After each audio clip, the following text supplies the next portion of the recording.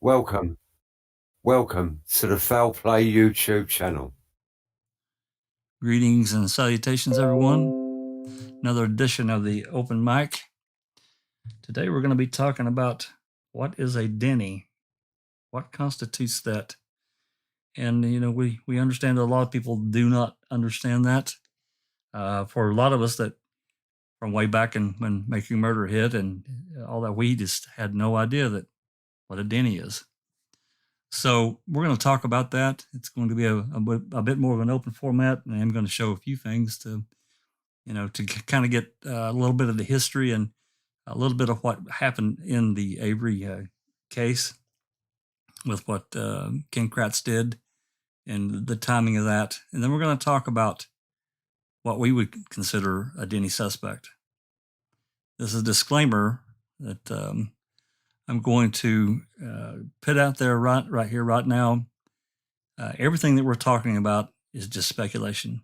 It's just an opinion. We're not accusing anyone.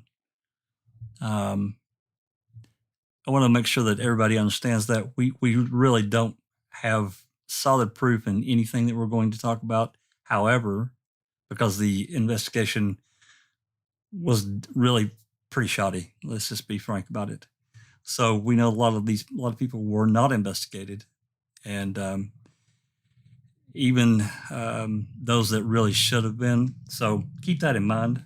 Let's keep it civil. Let's keep it tight. And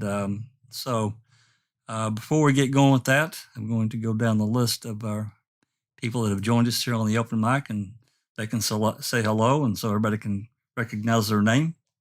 Alice? Hello, everybody in chat, and thanks for coming. Phoebe? Hey, everyone. Checking convictions. Hello. Lovely Dark Side. Hello, everybody. Jeff Jones. Hey, how's it going, guys? Jinxie, say hi. Hello, Foul Play. Susan. Hi, everyone. Thanks for being here. Gov. Good evening, everyone. Dr. Silkman. Happy salutations. Sammy. Hi, y'all. Okay, so let me get something pulled up here to get us rolling. I apologize for the delay, but we just have to deal with that a little bit. The first thing I'm going to pull up is I'm not going to read all of it. I'll read part of it though. This is just kind of a basic explanation as to what a Denny compromises, and kind of give a general understanding. Of course, the issue itself began as a much deeper issue. It's going to pop in here any second now. Just so you know, I put it in our office, and it was just what I found online to give people the basis for where this all started with what is a Denny suspect, how did it come about, and it reads the original case from which I believe this was all created. Yeah, I'm gonna have that up on the screen too. Actually, if you just go to Google or your favorite search engine and you type it in, what is a Denny, you'll get things pretty quickly. Actually, our one of our names, people in Kathleen's latest filings, Bobby, it came up. I was surprised. I had to scroll down a little bit, but one of the things asked there was did Bobby Dassey kill Teresa Halbach? I was like, I mean, it wasn't totally unexpected given the recent filing, but still, it kind of surprised me. But anyway, I'm just going to read this right here, and then we're going to look at a couple more things. In short, State v. Denny mandates that the defense in any trial cannot suggest other suspects for the crime the defendant is accused of without being able to support that accusation with a possible motive from the new suspect, a proven opportunity for the suspect to commit the crime, and the ability to place them within the proximity to the crime scene. So that right away tells you that,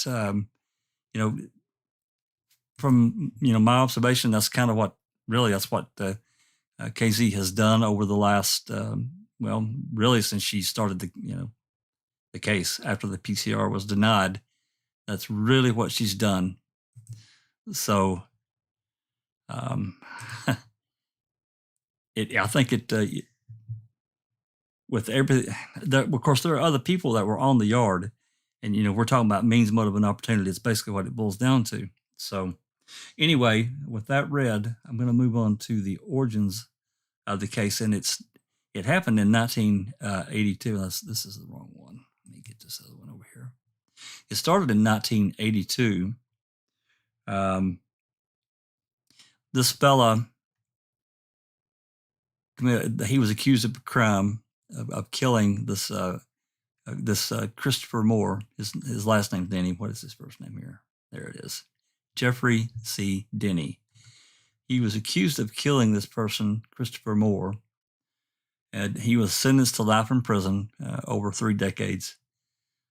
But he began to file motions as saying that he wasn't allowed to name other suspects. That's really what it boils down to. So from that, it went to appeals and just everything under the sun. So that's really the origins. I'm not going to get into a lot of the nitty gritty of the case file. You can pull it up and read it if you want. But that's basically where that origins came from. And I'd read that before. It's been a long time. I forgot. But that kind of gives everyone a little bit of the basis. So I'm going to go here to our case. Back in 2006, after, this was really about a month after Ken Kratz, the state, received the Veli CD. Now, we can talk about that if people want, but basically the Veli CD was the computer forensics from the Dassey computer. About a month after they got this information, Kratz went and filed for the Denny motion. Now, the Denny motion, I guess Denny's not really like an automatic. A prosecutor must file. And so basically he's saying, only Stephen Avery and Brendan Dassey are going to be allowed to be talked about. Now, this is June 15th, 2006. So they had that. It's a month and 3 days, I guess. 2 days or 4, something like that. So a month and 3 days, he goes and files this with the court. And it goes on. I'm not going to read it. Again, you can pull this up on the Foul Play website, StephenAveryCase.org. You can find it there as well. And it goes into basically what we detail exactly what we've been talking about. So this sat there for, months and months, basically 7 months, a little over, actually. I'm going to pull this other one up. The defense really couldn't talk about anyone, at least, publicly. They could do it privately. But there was a hearing that was scheduled, and this was in 2007, as you'll see, January 19th. This was a motion hearing, and there were other things besides this particular thing. There were other, because now, you look at this, they're getting ready for trial here in a few weeks. So, but they still hadn't had this Denny hearing. So they get it before Judge Willis, and of course, the case is the state is just going sideways. They don't want to talk about it. They talk about it in this motion hearing, the fear that because a lot of this stuff was broadcast over the net, so people were watching them live talk about the case, and so there was a lot of this stuff was talked about. They didn't want this stuff to get out in the public. So in a rare move, the state asked, or I can't remember if it was the state or the defense. Susan, can you remember? That asked for the in-camera? I think it was the state that asked for the in-camera hearing, which basically means no cameras or no broadcast. I'm sure they recorded it. And the courtroom was cleared of the public so they could talk about Denny's suspects. So they were, I think they went actually way too far in this.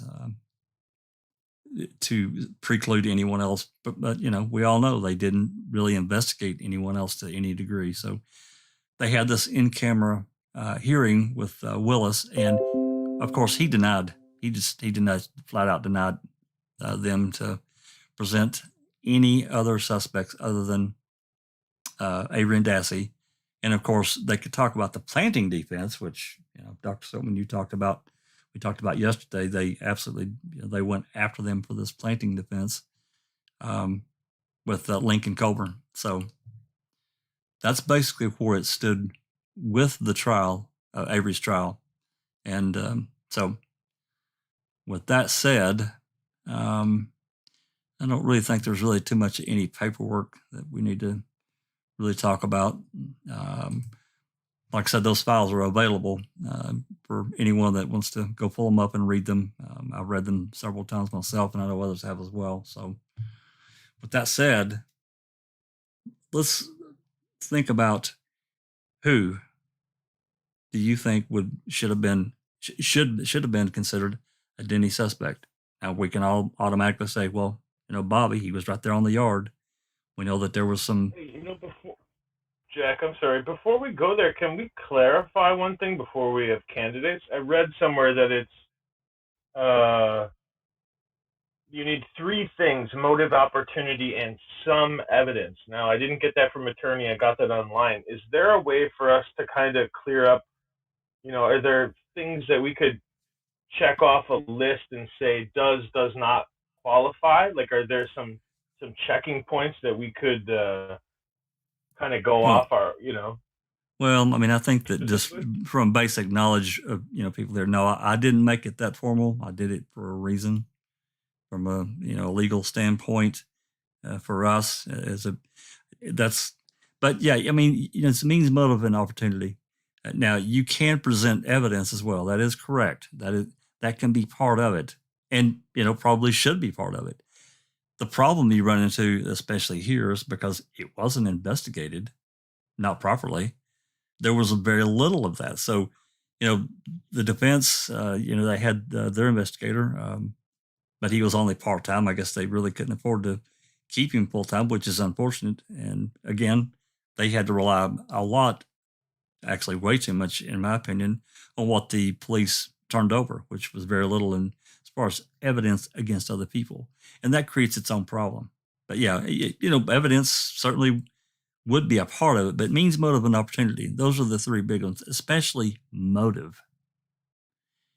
The state doesn't have to prove motive, but when they go before it to present their Denny argument, the defense, they have to provide motive, which I think is wrong, because that forces the defense to take another step that the state doesn't have to take. So, I'm going to reserve my my picks. I mean, I've actually got a few, but I think that probably the best format would be to well, before I go any further with that, any questions before I move on? That was a good question. It was a good comment, Jeff. I appreciate that. Anything else before we move forward? Jack, can Yep. I just on what was said, if I could just sort of read this out, this will make it crystal clear, because you're absolutely correct. The onus is really very much on the defense, and it was done deliberately so that no one can stand up in court and introduce potentially 100 Denny suspects. And the reason for doing that is that a trial can only run a certain length. So potentially you can introduce all these third parties, and the trial can go on for months, potentially years. So it's much more tighter for the defense. And can I just quickly read this out? It's only a small passage. Oh, no, absolutely. Go ahead. Yep.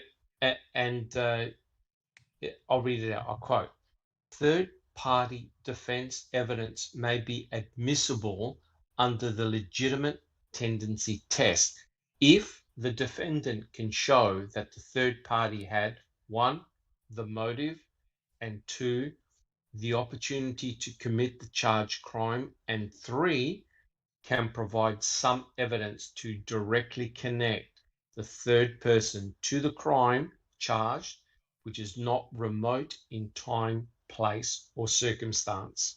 Yep. Right? So for a Denny suspect, you've got to suffice all 3, especially if you're from the defense. So I did. it's much harder. Yeah, I did see that legitimacy test. I didn't dig into it. I know I've read it in the past. I didn't dig into it, but Yes. I guess there was a bar. Yeah, maybe do they have it there in what you're reading or no? That legitimacy test. Yeah, I think that legitimacy test was actually in the original Denny, because I found that I think it was 1984 or something like that. They spelt it out in great detail. In what a section defendant 13. must do. Yeah, Yes. section 13. Yeah. Yeah.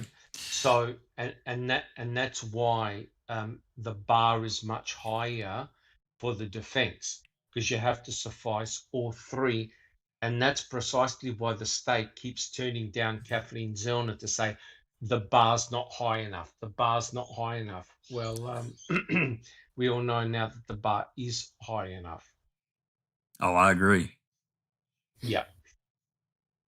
Susan, you have a comment? Yeah, it seems to me that really means and opportunity should be enough for a Denny. I agree with that. Because you're going to eliminate, a lot of people. But if you have means and opportunity, that should be enough. It is for the state. Right. Would you agree with that statement, Doc? I'm saying that means and opportunity should be enough because that's all the state has to bring to the table. You never know what's in a person's mind for motive. You just, you know. That's right. The state, in my understanding, is the state doesn't have to come up with a motive. Right. Right? They don't have to come up with a motive. Whereas if you're in the defense, you have to come up with all 3 parameters. And so the bar's much higher. And that's why Strang and Buting had to name Lenk and Colburn, because they had to directly connect them to planting. Yes. Right? So you couldn't say a third party suspect. You actually have to name them. So in effect, the defense is already hobbled, right? Yeah. And Ken Kratz took advantage of that. And also remember what Fallon said: you do so at your own risk, right? At your own peril. At your own peril. At your own peril. So you name names, get ready to be slammed. Imagine if the state had to come up with Steve's motive. That's correct. The state could not work out Steve's motive. No. And that's why Ken Kratz had to sort of like invent one. Yeah. The luring and smearing. Yes, correct. Yeah. Correct. And he's a sexual predator, etc., etc. Although there was no evidence of it, of course. Yeah. That's exactly right. Unbelievable. So, okay. I don't know how you guys want to do this. I had a couple of different things of thinking about how we could go through this list, and not to be unfair or to any of these people. I'm just going to say a name and get it out there and just go down the list and say, what do you think? Does that sound okay with everyone? Because, this being in more open format, I try to keep it a little bit looser, so we're not tied to any real specific things. But I think that's the way I'm going to do it. And I'll just go down the list and and see what you guys think. Mike Osmondson. Alice, what do you think?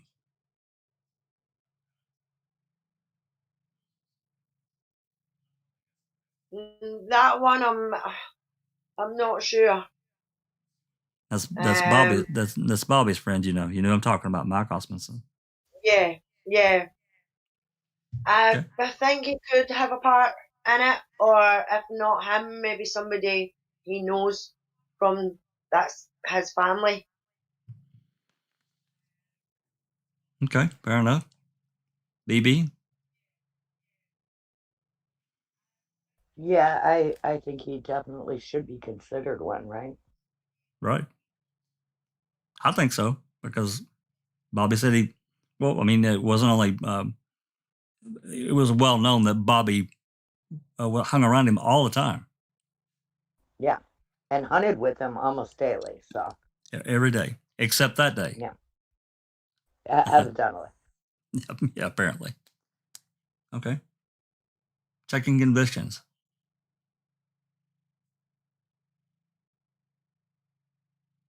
Did we lose Linda? Checking convictions. Sorry. That's okay. I was out of the room. I'm very sorry. That's okay. Okay, I'm sorry. The question was, should Mike Osmondson be considered a Denny suspect? Yes, I believe so. He was Bobby's best friend. He was, a part of an everyday life with Bobby. So I do believe so. Dark side? Yes, I think so too. As Linda says, he went hunting with Bobby's best friend. Fair enough. Drax apparently can't talk. All right, Jeff, what do you think? Do you know who that is? Maybe peripheral, maybe a tertiary, maybe I'm going to say it's a bit of a stretch, but it's also because we don't really have a lot of the information on him, or at least I don't see there wasn't a lot of, the fact that he wasn't investigated when he was known to be around Bobby's best friend, who, at first it looked like they were putting the pressure on Bobby, putting the pressure on Barb. Where was Bobby? Where was Bobby? Were there 4 boy homes? Were there 3 boys when you got there, right? So, right. I don't know. Osmondson, I'm going to go with no. I'm going to go against the grain on this one. Fair enough. Susan? Yeah, I'm kind of with Jeff on this. I think he definitely should have been investigated, but I don't think really that we have enough information to consider him a Denny. Fair enough. Yeah. Yeah. Okay. Go. John? Looked at, I think, seriously looked at. He's connected to Bobby. He's a hunter, looked at as to whether he should be a Denny or not. I'm uncertain. Undecided. Okay, fair enough. Yeah, well, that's true. We don't have a lot of information on him. So, Doc? Personally, I'm not convinced about Mike O.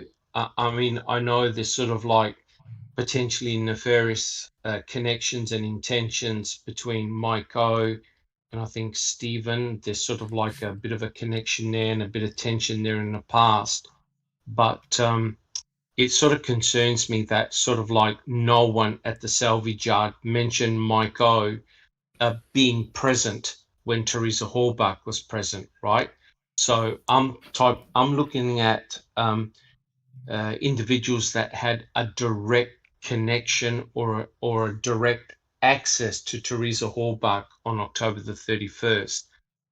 I don't see that with Mike O. I agree. Mike O is someone that you definitely want to rule out, investigate, but he's not on my he's not high on my Denny list. And I tend to pretty much agree with what you're saying because there's really no direct connection. His real connection was what Kratz pulled with the joke, right? That really blew up. That's correct. Yeah, that's correct. And that yes, correct. That goes to opportunity. Yeah. But if there was a proper investigation, don't you think he might have been put in?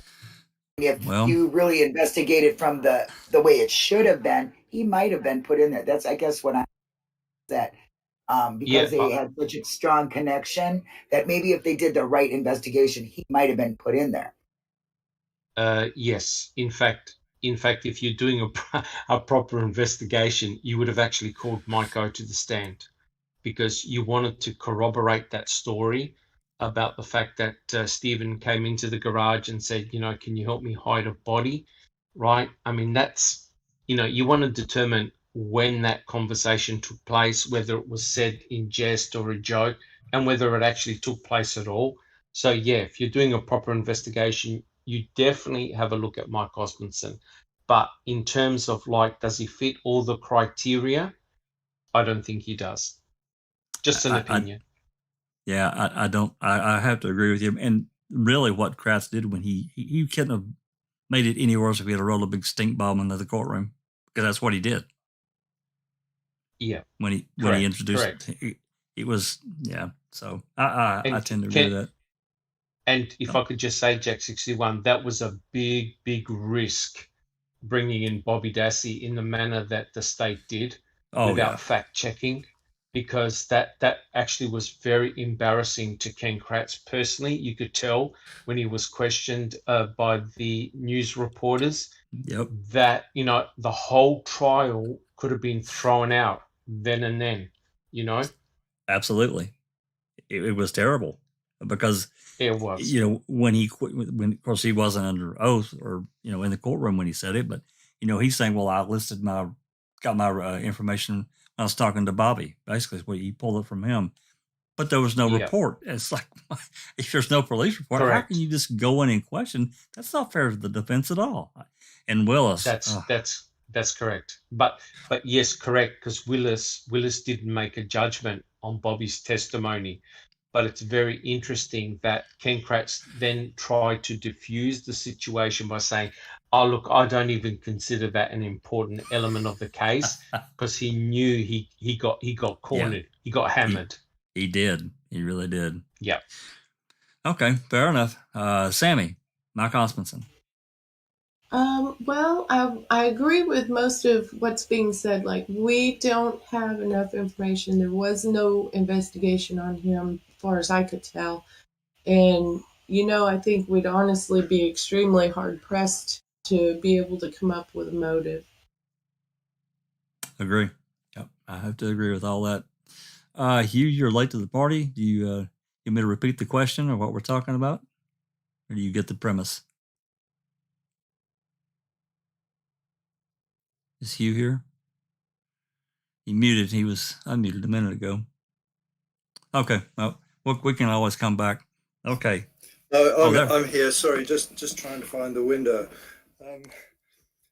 Yeah, look, I've been listening for about 5 minutes.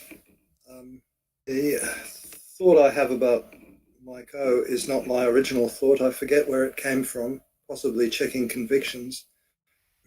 But someone said once, when you've got two boys aged 18 or 19, whatever, you can pretty much guarantee that what's on one's computer is going to be close to a mirror image of what's on the others. We're talking about best friends type situations, which I understand it was the case with Mike O and Bobby. So yeah, definitely should have been looked at, and apparently wasn't. And yeah, he's on my list, but I haven't really taken that anywhere. Fair enough. I mean, I think we all agree that there isn't or wasn't enough. It was Doc said it correctly. There was a huge risk of when Ken Kratz brought his name into it, and he wasn't brought in to testify. I think it was a major or huge risk. So okay. Well, the other thing is with Ken Kratz, I think he adheres to or tries to adhere to the legal principle of never, or semi-legal principle of never ask a question unless you know what the answer is going to be, and he slipped up. Yeah. Okay. The next name I did Mike O, really kind of on purpose because he wasn't on the yard, he wasn't present, and we have the indirect connection, but we don't have a real connection. So now the next name I'm going to throw out again. This is not an accusation. This is about Denny. Chuck Avery. Yes or no? Alice. No. Any reason why, or you just don't see it? I just don't see it being anybody in the family. Fair enough. BB? I think, yeah, Steve even named him in his original court case as one of his Denny's. I think he had 8 of them. I think that's right. Like 8 or 10 that they put out there. So, yeah, I have to say, the police didn't do their work. I'm going to probably say yes to everyone because, they didn't do their job as thoroughly as they should have, or else we wouldn't have half as many questions. I agree. Well, they're also, and maybe it's unfair for us to do it, but I'm going to do it anyway because I think we all have, and we continue to look at past incidents that have happened. And I know that this is not court and it's not a court of law, but I realize that maybe it's a little hypocritical of me to say, well, Ken Kratz wanted to do that to Stephen Avery. Again, this is not court.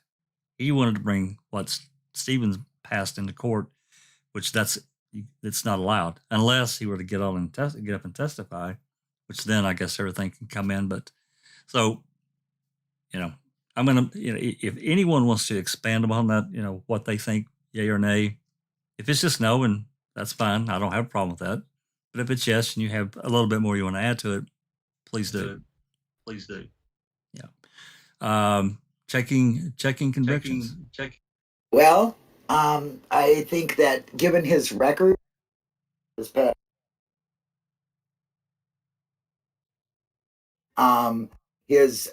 that gives opportunity, and he does have a record. I would say yes. And again, it goes towards investigation.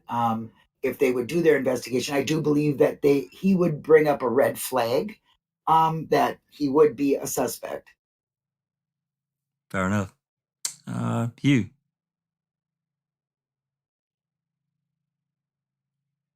Yes, for sure. For sure. I don't know. Again, I don't know a lot about Chuck, but there were some tensions, and the police. BB's point about the police not doing their work is, fair enough. A top of list point. Why on earth did they not do that? Isn't that just basic police procedure? You look at everyone, and you make sure you include family and partners and ex-partners and even family. You've got to do that. Yeah. Agree. It wasn't done, and apparently Chuck and Earl resented Steve coming back into the picture after all those years in jail, and so there were some tensions, and Steve was kind of taking a leading role. May not have suited them at all. Looked like coming into a lot of money. May have said some things that made them uneasy about where they were likely to end up in the mix of things. That those families do have serious arguments. I think we've seen evidence of that. So absolutely. He should have been looked at, and he should still be looked at. Fair enough. My opinion is yes, and the reasons why are a lot of what Hugh has just talked about. There were issues in the past that came up with customers being harassed by Chuck, and whatever his intentions were, they didn't come across well at all. There were other instances with I think her name was Lori Deppes, and I'm not saying he had anything to do with it, but I know that there was at least a tenuous connection between Chuck and her. But there's also the family aspect of it, that Earl and Chuck have been running the yard basically for years. Here comes Stephen in 2003 getting freed. Alan's kind of puttering around, but he can't really do what he did before. So here comes here comes Steve into the mix.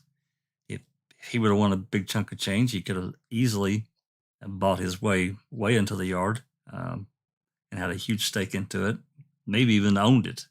And then they would have been working for him. You never know how that would turn out, mentally. I'm just throwing it out there. I do think that there should have been, he should have been looked at a lot harder. That's my vote. Anyway, Jeff, your opinion?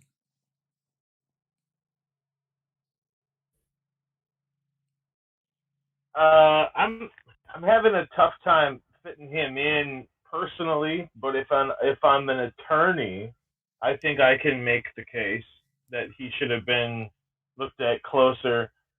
I have a problem, in the investigatory side of it, that they did take his DNA. They did make that like at least tip of the iceberg effort, as in at least for a show trial or whatever. Like, oh, we tested everybody that lived on the property. So I could see it. I guess if I'm personally, I'm gonna say no. But as if I was looking at it from the attorney, I'm thinking, yeah, he fits. Okay, fair enough. Okay. Sorry to be wishy-washy. Yeah, I understand. All right, well, appreciate that. Kel. Hey, I was hoping I was next. I'm going to agree with what was just said. I think from an attorney point of view, he makes a great one. There's something that no one has brought up yet was Chuck was actually he had 12 people in the beginning of the investigation have a tip-off against him. He was the leading person that had tip-offs. There was 12 people that independently had named him as either possible connection to maybe Teresa going missing or had pointed in the direction that he had a past and they should be looking at him. He was the outstanding Denny of the leading investigator at the very beginning. The other thing I wanted to say was, and following from what the last gentleman just said, everyone in that salvage yard got their DNA taken and everyone came back clear, and that's including your Bobby Dassey. Chuck got cleared. There was no connection of anyone else's, unfortunately, but Stephen because of the planted DNA.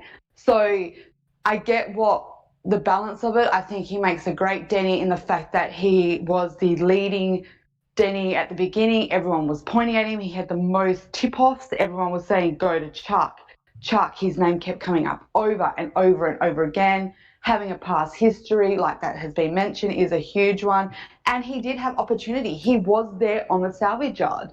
There is conflicting statements that there was people came into the office and he wasn't there.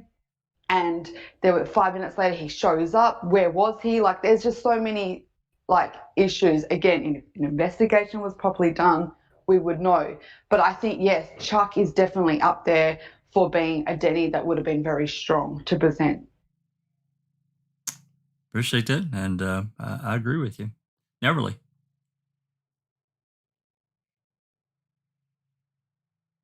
Hi. Hi. I just chimed in. Well, do you know the premise of the question? We're talking about No, Denny's. I'm sorry that I did not hear. The premise is who should have been considered a Denny suspect, and if it's no, and you're kind of done, then that's fine. You don't have to give any more opinion. But if it's yes, and you have a few thoughts, then share them.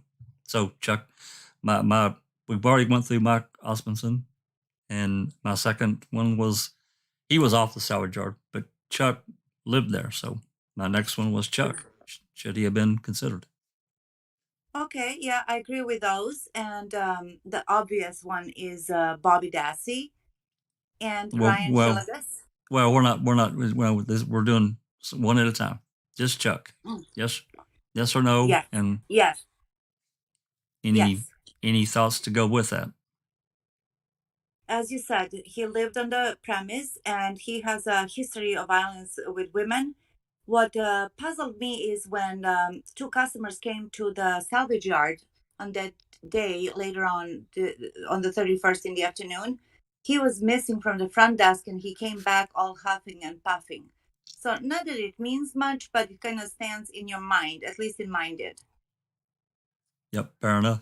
Yep, he did. And as I recall, he came from around the side of the building, not from inside. Yes, exactly. Yeah. Okay, fair enough. Thank you.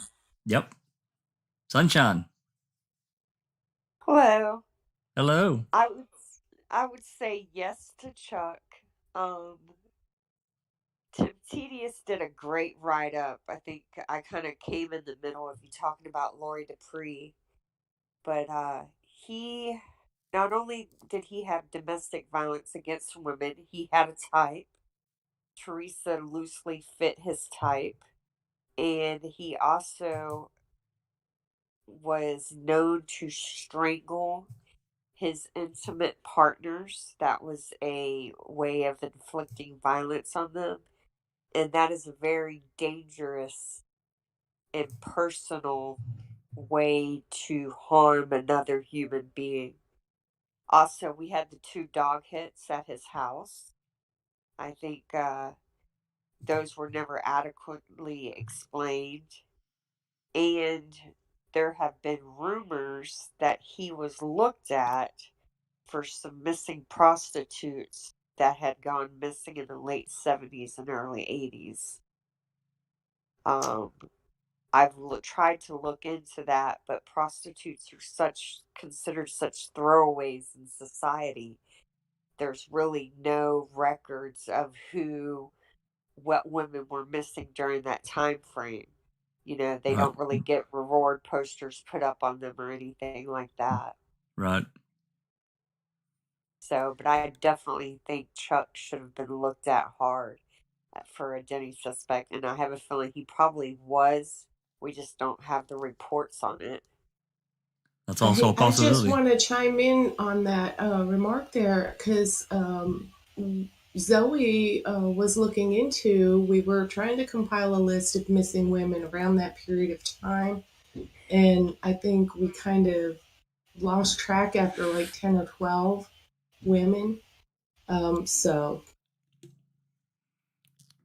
Well, to add to that, and it wasn't, it was Case File Reviewer, he wrote up a subject on Reddit about missing women and even a couple of guys, but mainly it was a specific type, young, dark-haired females, 20 to 30. There are a lot that went missing in that region, and seemingly no one was prosecuted for any of them. So, good answer. Thank you, Sunshine. Susan, yay or nay? Yeah, I think with the information that we have about Chuck, that he does make a good Denny suspect. I think he had means, motive, and opportunity. However, if they had investigated more, and if we knew his activities during those days, just more information, it may turn out that he's not a good suspect. But with what we know, absolutely, he makes a good Denny.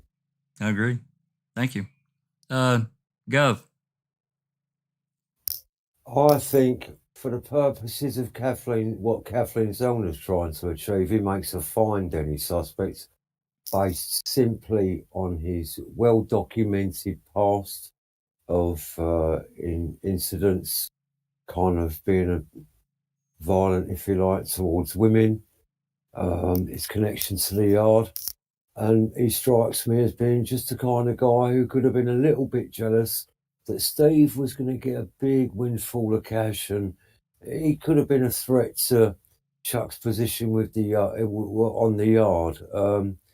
With Steve around, Chuck ain't such a hot shot, but when Steve's in jail, Chuck's a co-owner of the Avery salvage yard. Agreed. Just my idea, just my thoughts. No, that's excellent. Thank you very much. Dr. Silkman. For me, huge red flags. Yep, he's definitely high on my list as a potential Denny suspect. Just to echo what everybody said, look, think about it. He was on the property. He was on the property when Teresa Hallbuck was there. He knew that Teresa Hallbuck was there. If Teresa Hallbuck left the property, she would have had to have driven past where he was. So potentially he could have had opportunity to encounter her on the way out and come up with some type of excuse in order to entrap her or whatever. He definitely had jealousy issues with his brother. And it really struck me, plus the dog hit at his trailer as well. So, he was there, location. He had a lot of troubles in his past involving women, violence towards women, etc., etc. In terms of a Denny, he fits it really, really well. And it's very interesting that he's the one that phoned his brother up when he said that he saw lights behind him. Yes. And you sort of like wonder, why he rang up his brother to go investigate the lights rather than him turning around and checking them out for himself, right? Because if he's the sort of like the owner or co-owner of the salvage yard, well, he's essentially responsible with how things run in the place. So it's very interesting. He definitely knew that Teresa Hallbuck was there. Personally, he's high on my Denny list. Correct. And there was also that rumor that said that we burnt the bitch. Now, right. I'm not sure. I don't have evidence of that. I don't have a document. But the mere fact that people made that remark about him, wow, that's potentially huge. Yeah, that was a. Thank you for saying that because I was going to, but there was a phone call that was allegedly made, and where that statement was made. Correct. So. And just echoing with what Kelly said, the mere fact that 12 people pointed their finger towards Chuck, and these are sort of like independent people. That's pretty damning in itself. So, on the surface of it, if the investigators were doing a proper job, I think you want to put Chuck high on your list. But my final comment is this.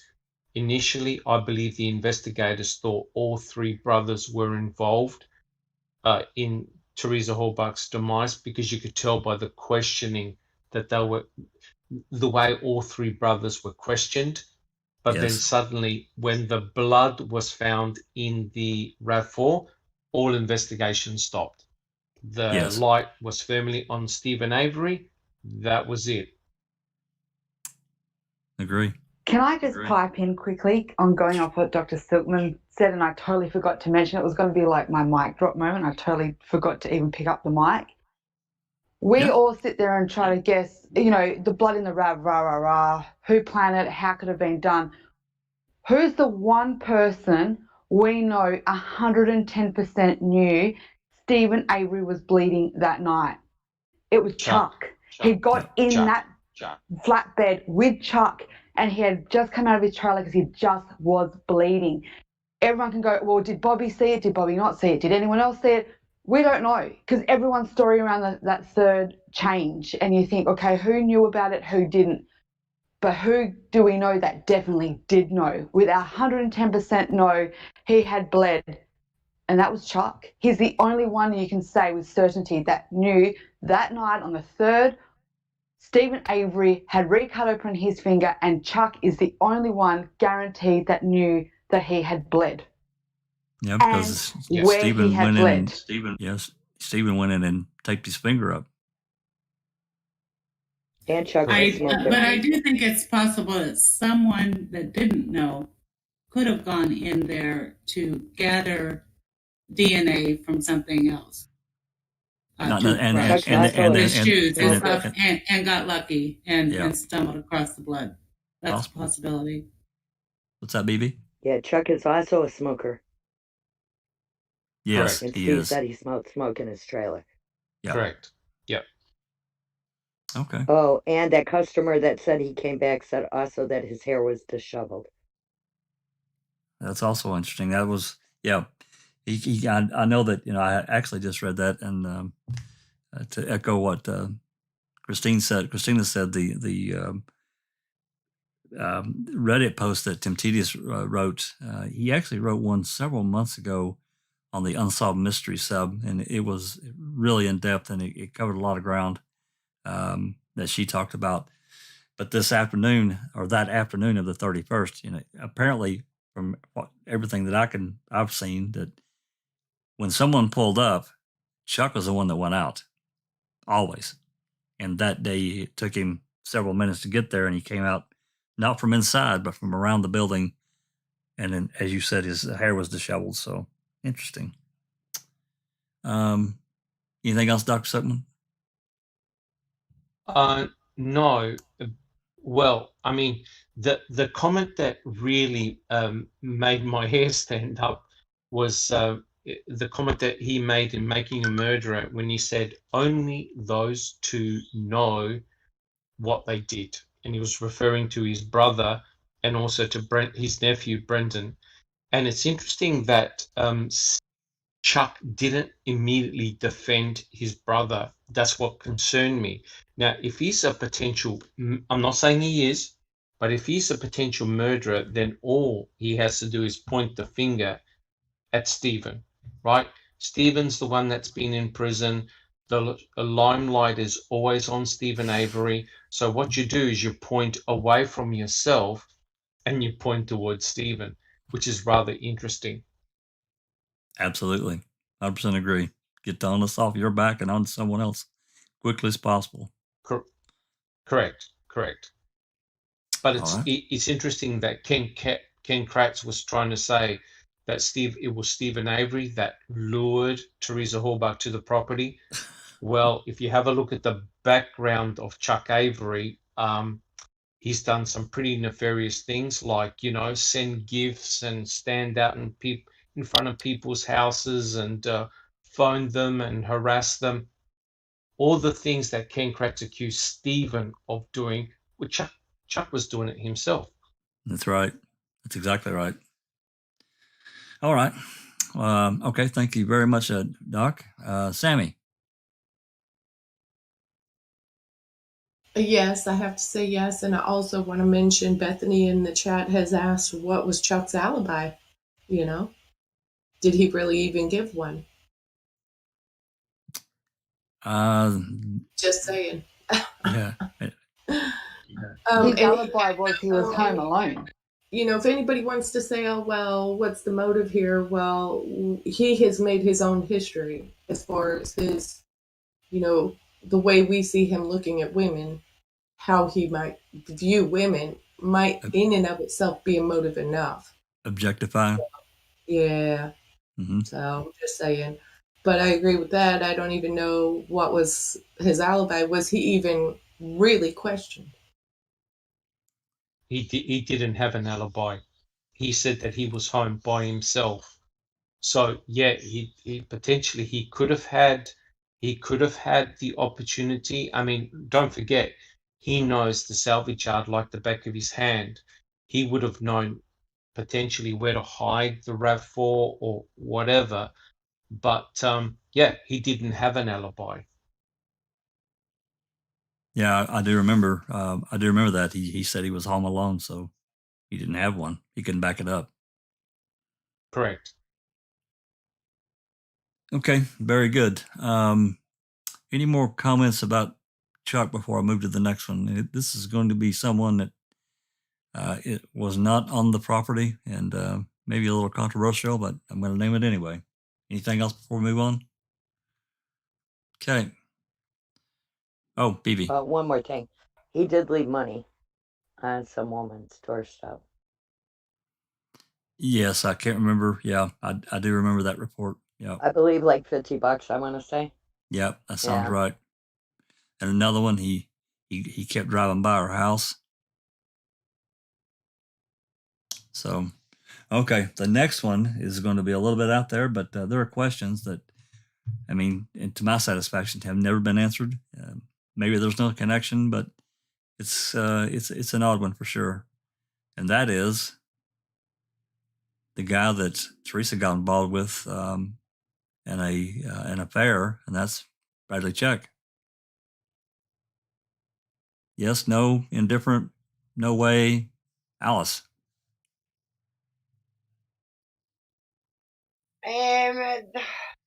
That one I'm not certain. I mean, it could be. Should have been investigated into more, because what's to say it wasn't anything to do with his ex-partner, you know, like a what's the word I'm looking for? Like a lush sort of revenge type thing, you know. So, right. But just because he knew Teresa and was having the affair with Teresa, doesn't mean he said that. I mean, everything we don't know, because everything might have been fine with him, you know, because we don't really know, because there's no that much out there about Teresa either. Right. Okay. All right. Thank you, Alice. Bibi. I think him and his wife too. Yeah, I didn't really include her, but you know, definitely she could definitely be included.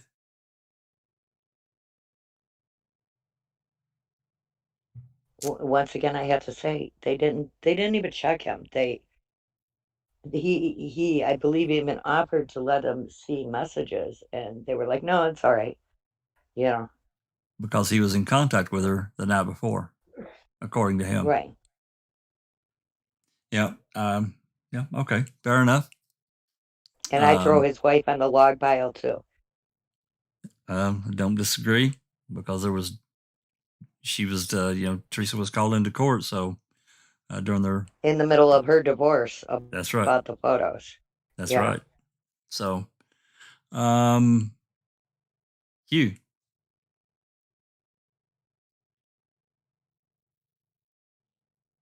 I think we lost Hugh. No, I'm here. Sorry, I'm just fixing a late breakfast. I don't know a great deal about Brad Check. What I do know is the same as with several of the other Dennys. Excuse me. Stop Google. But the police just didn't do their work, so we don't know enough. You know, they deliberately, in my opinion, shut down the investigation, so they didn't look at the people who were obviously crying out to be looked at. As a result, we don't have a lot to go on, but the things we do know about Brad Check put him in line for serious consideration, very serious consideration. You know, ticks those boxes. That's about all I have to say about him. The other thing I wanted to mention is that I saw Obi-Wan Kenobi has commented in the live chat, so if he would come on for a bit later on, that would be great. Okay. All right. Thank you very much.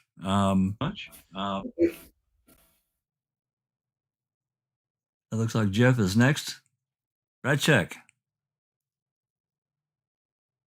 I think where I'm at is he's checking motive off for me. I think a sexual partner, ding, ding, ding. What else do we need? Really? What more do you need then to investigate someone?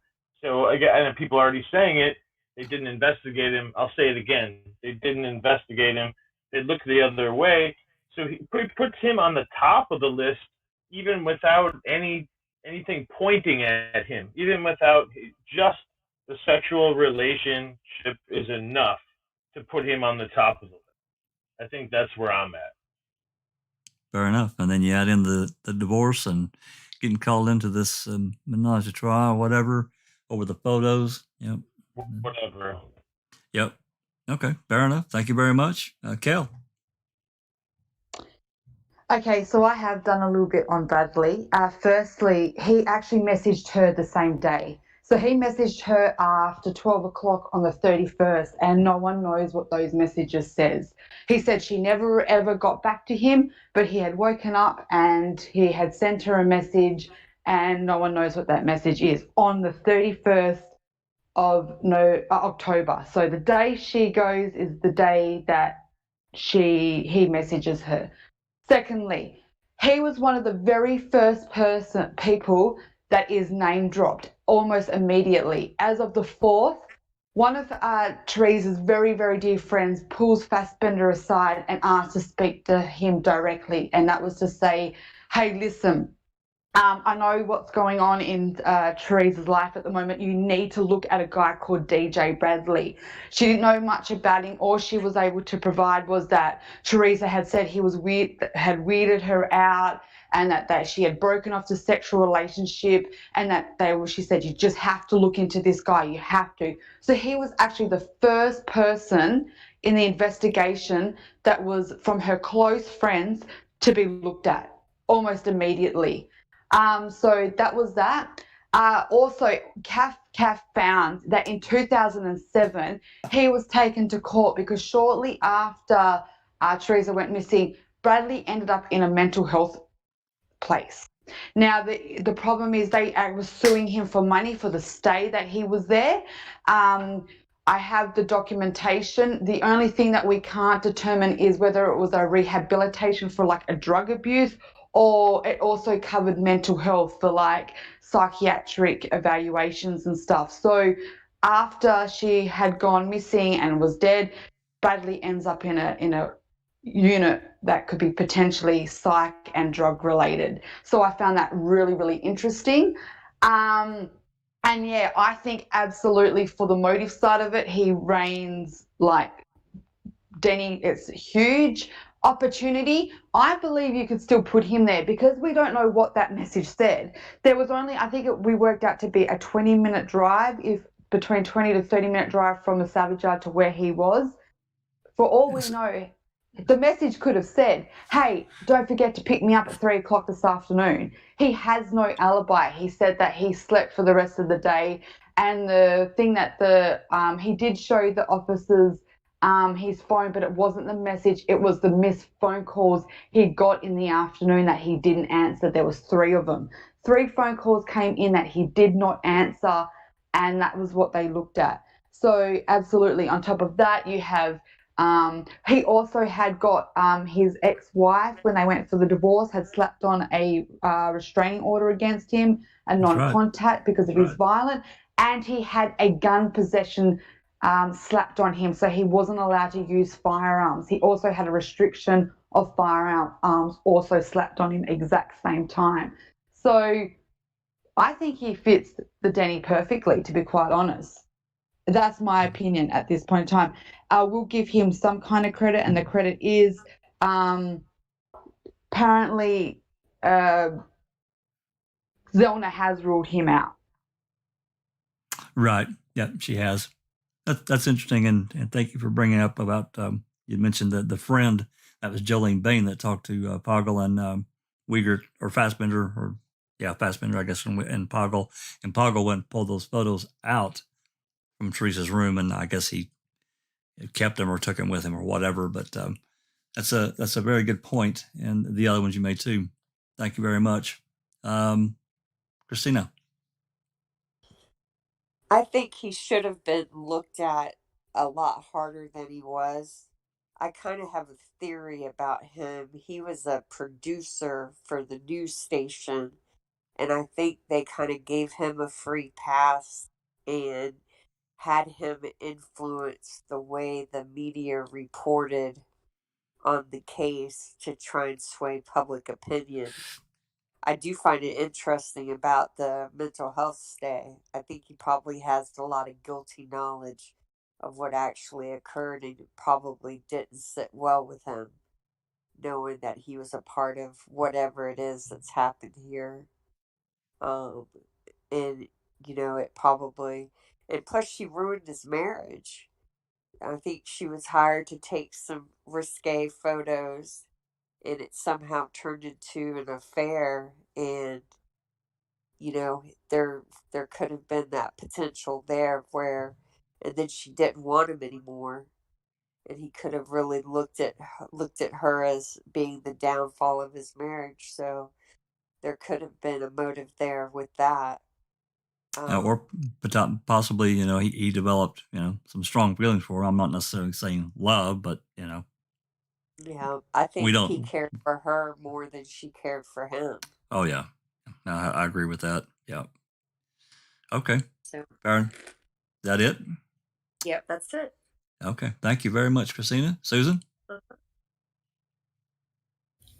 Well, I agree with all the suspicious things about Bradley, but it's hard for me to get him in the area of the salvage yard. I can't imagine that Teresa would have told him where she was and what she was doing, because he did weird her out and she had broken it off. So it just, I don't know, just for that reason, it's hard to connect everything that happened afterward. I mean, if he had followed her, I could see that, leaving the rabbit, the turnaround, and burning her in the quarry and that sort of thing. But he would have had to know her location. So that's where the questions are for that. Opportunity. But, opportunity. Yeah, opportunity. Yeah. Exactly. I agree. Yeah. Yeah, he wasn't that far, but as Kel said, but we don't have that real connection there. But of course, we don't know because, as has been mentioned, it's kind of a running theme now. I think everybody's picked up on. There was it was a tedious and terrible thing. With Brad, there was really kind of a, I think he really belongs way at the top of the list because of the relationship.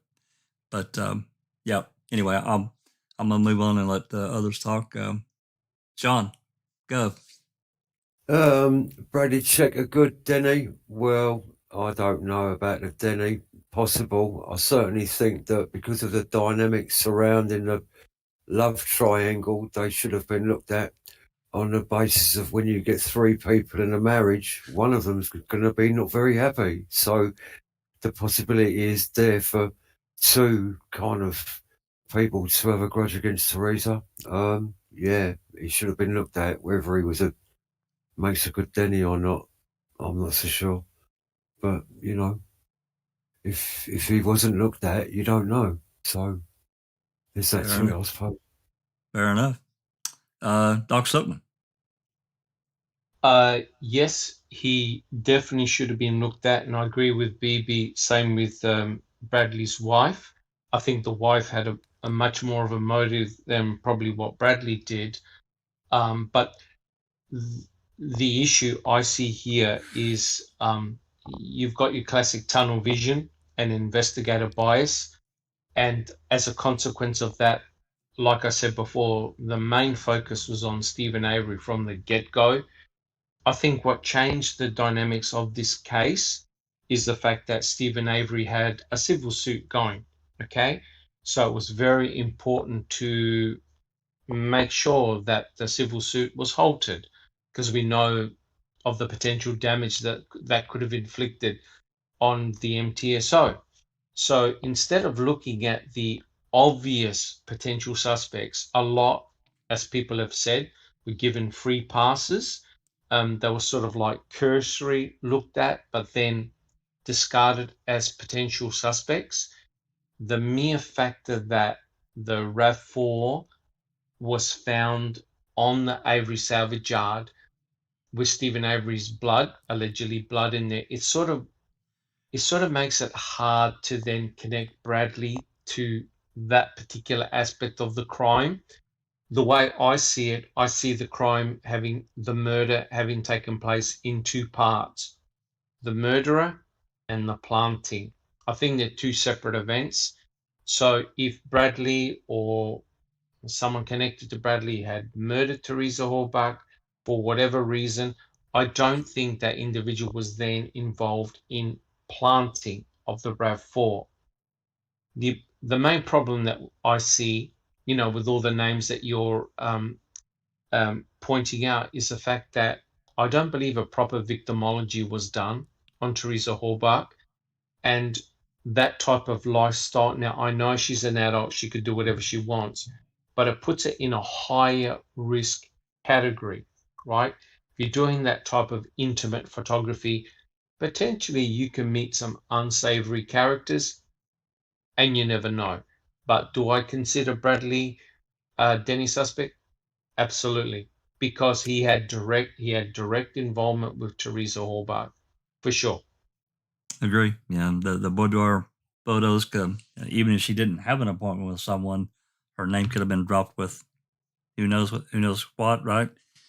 And the victimology part of it did yeah, that did fail. You know, you pointed out another thing, the blinders were on. They did this, you know, kind of a cursory checklist without really diving in, you know, too far at all and just move on. I agree with you 100%. Well, the point is, Jack 61, is that if Stephen Avery didn't have a civil lawsuit, I could tell you right now, there would have been 4 or 5 people dragged into the police station. Oh, sure. Oh, yeah. if you know what I mean. But absolutely, because Stephen Avery had the civil suit, yeah, tunnel. We know what happened. Tunnel vision from day one. Absolutely. Okay, Doc. Thank you very much, Sammy. Yeah, I just want to remind people, you know, we're going on the basis that these people, you know, although a proper investigation was not done, this was one of the top 3 people that should have been at the top of their list to investigate. This would have helped everyone to realize whether there was opportunity and motive and all of that. But just mere fact that he had an affair with her and the way his marriage went and the whole 9 yards, there's a couple more Denny suspects just mentioning him. Between him, the wife, you know, I mean, all the possibilities are there. I have to say yes, but that's also with not knowing for sure, you know, what was his alibi. Did he even have one? We already know there's a possible motive there. So yes, sure. My answer is yes. Excellent. Okay, before we move further, Sammy, did you want to read out Obi's comment there before I move on to the next? Yeah, Obi had mentioned that Siegfried Berg was Obi's #1 Denny suspect, in which the state and MCSO violated disclosed to the defense at trial, according to Jerry Beating. I'm not sure he was completely out of the loop, but Griesbach wasn't. Even Eva Berg was a Denny witness withheld from the Avery case, you know. Right. Those were his comments at that point in time. right. Let me see. Yeah. That it? I believe so. Okay. So the if next I missed anything, let me know. Yeah, if anybody, you know, if we've missed a comment or a question, then please retype it. I know it's a little pain in the butt, but you know, we want to try to get these out there. The next one I'm going to mention is not really well known, and I imagine even some that are listening, and maybe some even here, are not going to know who I'm talking about. Some will, though. Alex Quadri. Now, I'm going to purse this with Alex Quadri was a convicted murderer, and he was let go, but he did call Teresa's phone and left a message. As far as you know, means, motive, and opportunity, I don't know, but just the sheer fact of what he had done, and he called her about some family wedding pictures or whatnot, or not wedding, I think family photos or something of that nature. I don't remember the exact message now, but we could probably move this one pretty quickly. Alice, yes or no? Don't know. That's fair enough. That's okay. Don't know that much about him to possibly make a comment. But in saying that, I mean, in a sense, anybody who had a connection to Teresa via her phone should have been investigated, and it wasn't investigated properly. So that's why we've got these questions. about these things, because everybody that we've mentioned so far could possibly be a Denny suspect because they've had a connection with Teresa, period. But because it wasn't investigated properly, we never know. So I can't really say for sure on him. Fair enough. Phoebe?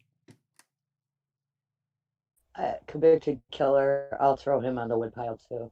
Sure. Fair enough. You, Alex Quadrini, yes or no? Sorry, that was for me? Yep. Look, I really don't know very much about him, but I'd say yes. I mean, the problem we've got is that law enforcement have just not done their job. Again, the running theme there, and I can tell you from everything that I can remember, somebody please point it out if I'm missing something, but as far as I know, he wasn't investigated at all. But go ahead. Yes. So that, there are so many things that we just can't know. We can speculate, but if law enforcement had done their job, then maybe we would have a chance of narrowing the field, but they didn't do it. And in some cases, their lack of investigation was constructive ignorance. Yeah, and that sort of, I think, will mean that we're looking at law enforcement in general as a Denny later on. Okay, fair enough. Okay, let's move on to Jeff. Alex Quadrini. Hey, can you hear me? Yep. Okay, great. It's the first that I'm actually hearing of this from your description, and so from what you're saying, it seems like he might fit that. Contact called the phone. Yeah, I think, yeah, I'm gonna have to concur with the previous statements. Fair enough. Kel.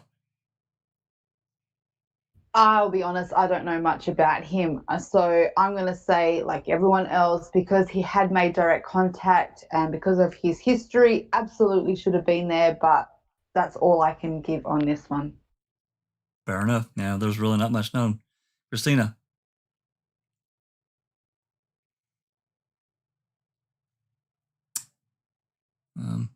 No comment on that one. Okay, fair enough. That's okay. Susan? I would say he definitely should have been investigated.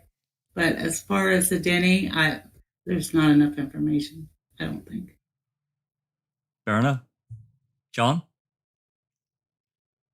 Yeah, I believe his past history and his connection to Teresa via the phone call makes him puts him on the list at the very least. He should have been a Denny and he should have been looked at very strongly. At minimum, eliminated. Okay, fair enough. Dr. Silkman? I actually don't know much about him. I'm sort of like in the same boat as Kelly.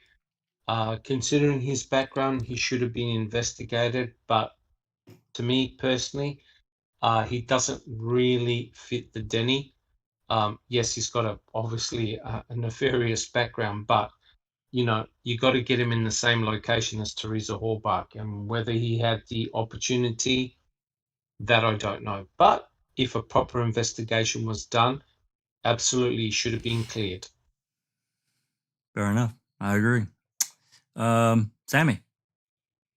Yes, that's it. Okay. Now to get into some more of the difficult ones, and they're going to take a little bit longer. I'll save them to kind of our midpoint here, whatever. I don't want to keep everyone here all night, but let's move on to some of the more difficult. I'm going to throw out two names, and yes or no, and you can expand on it if you want, or not. And the two names I'm going to throw out next are Scott Bloedorn and Ron Hillegas. Alice.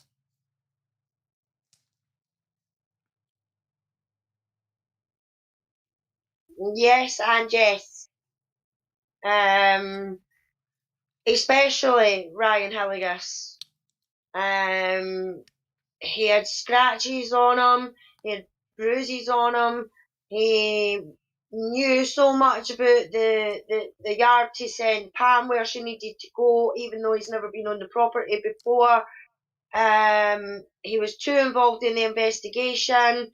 He moved into her flat the day after she got reported missing. Everything like that. There's just too much, in my opinion. There is just too much pointing to Ryan for him not to be. He definitely is, in my opinion, and he should have got investigated more, and he didn't. He didn't even take it. They didn't even take his fingerprints, for crying out loud. Agree. Yeah. Fair enough. Okay. BB. Yes, and a hard yes. Yeah, they both had to be Denny's because they had both previously been also sleeping with Teresa. There's too many things where Ryan continually inserted himself into the case over and over again. It's just incredible. And they never once treated him like he was a suspect. I don't even understand how they couldn't have. You know? Yep, I agree. That's it, I guess. I 100% agree with that. They didn't treat him as a suspect. They used him as a, especially Fassbender, used him as a source. That he was taking care of her cat that got picked up from the vet is a really flimsy excuse. Yeah. Yeah. Okay. Fair enough. Hugh, Scott Bloedorn, Ron Hillegas. Well, Scott Bloedorn for sure, and I'm looking forward to hearing what Kelly has on that. Other than that, I don't believe I have very much to say. Ryan Hillegas, kind of the same. Everything is so well known about him that can be known, and just pretty obviously he'd be right up at the top or near the top of anybody's list. But the thing I find intriguing about him is, seems to me he's in love with the idea of being a cop. And I suspect if he was really closely looked at, you would find some interesting connections in his background, and he may very well be tied to the cops in some sort of formal or semi-formal way. He could be an operative of some sort. He could be a registered informer. I just don't know what the story is, but those calls he made from the salvage yard to Atlanta are of extreme interest to me, and I know a lot of effort has been put into trying to find out who they went to, and looking at a couple of calls that may have been made to a lady police captain in Atlanta who I think originally came from Chicago, so it's possible they could have crossed paths in a training course, but the lady police captain, I think, had some expertise with dogs, and all that just is kind of a Twilight Zone interesting. Very good. So yeah, Ryan is right up there. Very good. And Scott Bloedorn, just by virtue of who he was to Teresa and so on, he's up there too. I agree. Yeah. Okay. Thank you very much.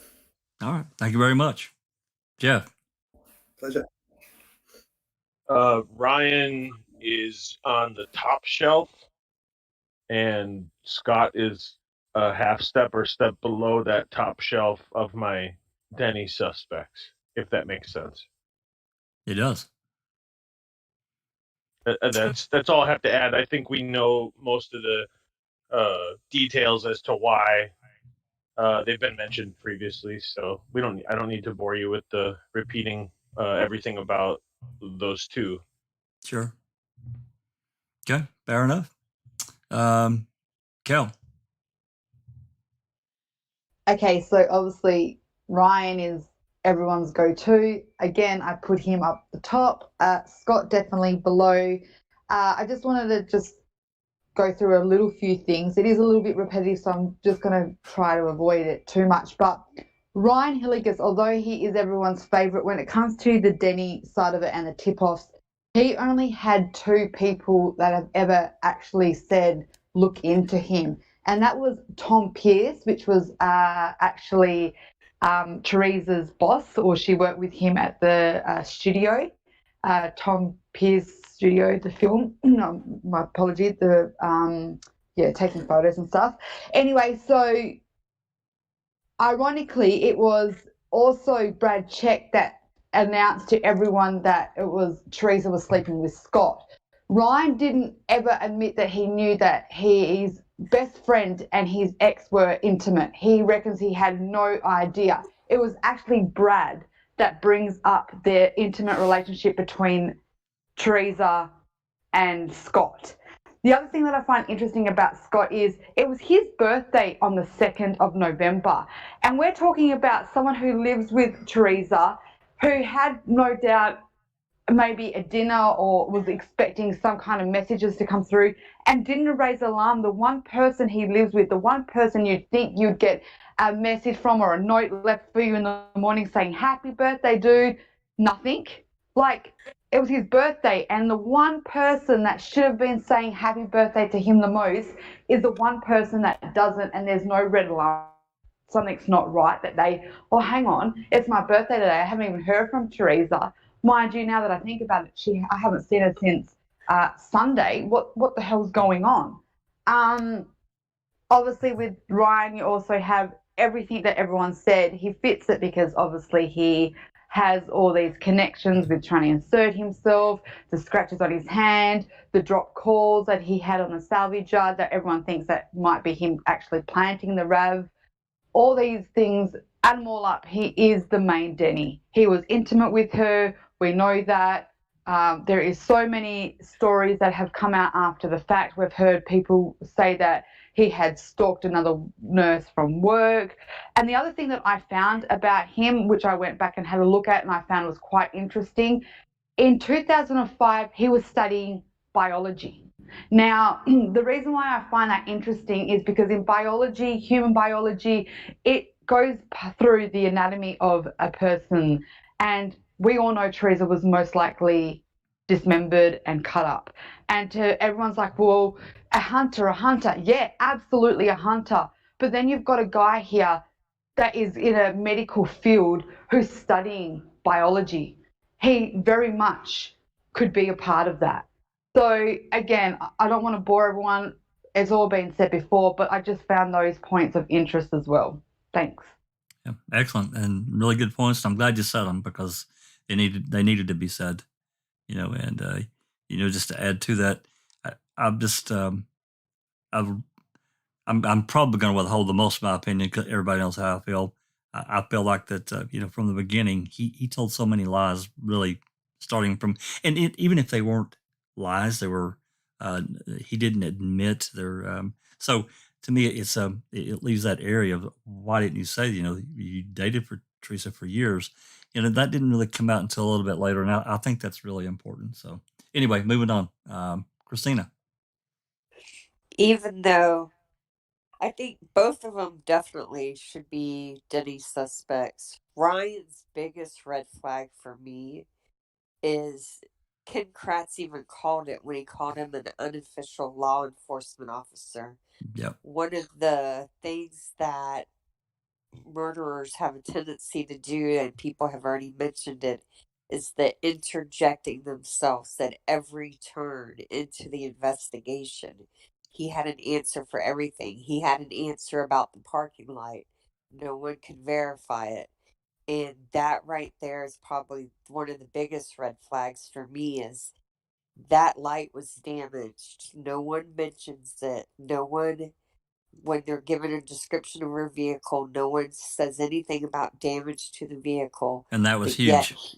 yeah, and yet he says that it was damaged previously. She took an insurance payout for it, and no one can verify that. And they actually made an effort to try to verify it and failed to do so. Scott Bloedorn, the biggest problem for me is like what Kel was saying, the fact that he didn't notice that his roommate was missing. That's right. And I think that's going to come down to, we're going to end up finding out that something, the third was not the day. I know this is about Denny, so I want to just keep that part brief, but I think that they knew before the third that something was up. I think. Oh, I agree 100%. What they're projecting to the public is definitely not what was going on behind the scenes. Yep. I agree with that 100%. I think personally that they were looking for Teresa by no later than the afternoon of the 1st. Yeah, I agree. So, and we just don't have the information, available to say for sure, what they were doing. So, okay. Thank you very much. I appreciate that. Susan.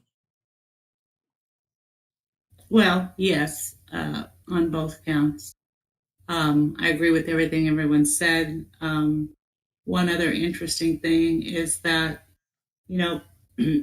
Kratz actually gave Ryan a false alibi, which when did we hear that before? Kasurik giving Vogel giving Allen, yeah, a false alibi. Yeah, that's right. That's kind of an interesting tie in there. Yep. But yeah, absolutely. And I think just because Ryan and Scott were so close, I think they're in cahoots. If, like Mike and Bobby, if one did do something separate or together, that they're in it together, more than likely. So if one did it, the other would know and would and could have potentially helped. I understand. Yeah. All right. Thank you very much. Mm-hmm. Sean. Yes, I think they both make good Denny suspects. They've both got the greatest level of ease of access to the victim. They've both got former intimate relations. They were both intimately involved with the victim. And individually, well, from Ryan's point of view, he gave inconsistent answers in statements with regards to the insurance and the blinker light and the claim. Why would he say that? Why is it inaccurate or false information? That's a red flag for me. That is a huge problem. It's a problem for me that he mentioned it in the film. Why did he mention it? There's a reason why he mentioned that, and I can't figure it, and it eludes me. And there's something about why he felt he had to mention it. It's a problem. Scott Bloedorn, he makes a good Denny suspect, and the biggest problem with him for me is that he shares the same living space with the victim, and he didn't notice that she was missing. Yeah, that is a crock of shit. It is. That is an absolute crock of shit. There is no way you can share a living space with somebody and not know they're missing. How can you not notice that? With a birthday party and everything, with, a fun-loving party girl. What's not to miss? How do you not miss that? No, there's something really wrong there. The very fact that Ryan and Scott are best buddies, man. I mean, fucking hell.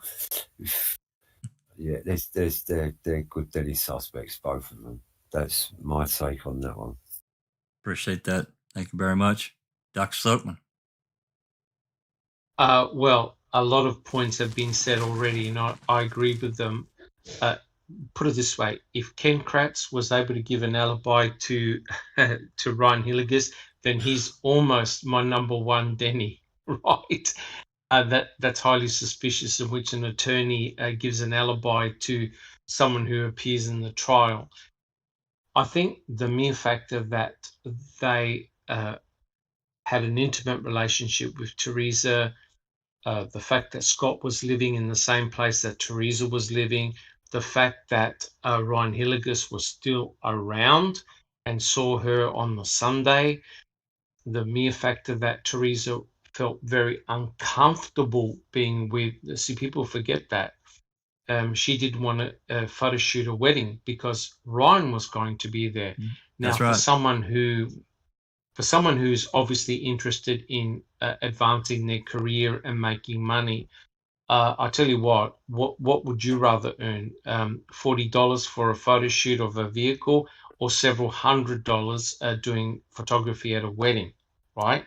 That's right. So all I can say is lucky Ryan Hillegas didn't live in Scotland, because if he did, you compare the case with Luke Mitchell. Luke Mitchell was the boyfriend of Jody Jones, and boy, tunnel vision. Like I said, if a proper investigation had been done, there's no way that you would have allowed Scott Bloedorn and Ryan Hillegas to remain in the victim's property. They would have been questioned separately. Their stories would have been taken and fact-checked. Think about it. The investigators went inside where Teresa Hallbach was living, and basically Ryan Hillegas was giving underwear and all other bits and pieces belonging to the victim. They didn't know it at the time, but that to me is a very sloppy investigative work, and led into a lot of bias. Yes, so in summary, both of those two, I point my finger more towards Ryan, because Ryan directly involved himself with the RAV4 with a broken blinker light. He didn't have to, but he did. And he also was very intimately involved with the search party. And of course, we know what happened with when he met up with Pam of God. So it's all, to me, it's all nefarious activity, in my opinion. I agree with you, Doc. Thank you very much. Sammy? Yes, I want to say my answer to your question is yes. And for all of the reasons that have been mentioned before. But I also would like to inject something here. This is also, to me, looks like proof for the hoodwink that was done on the community and Stephen and Brendan, because this person was avoided as far as investigation goes.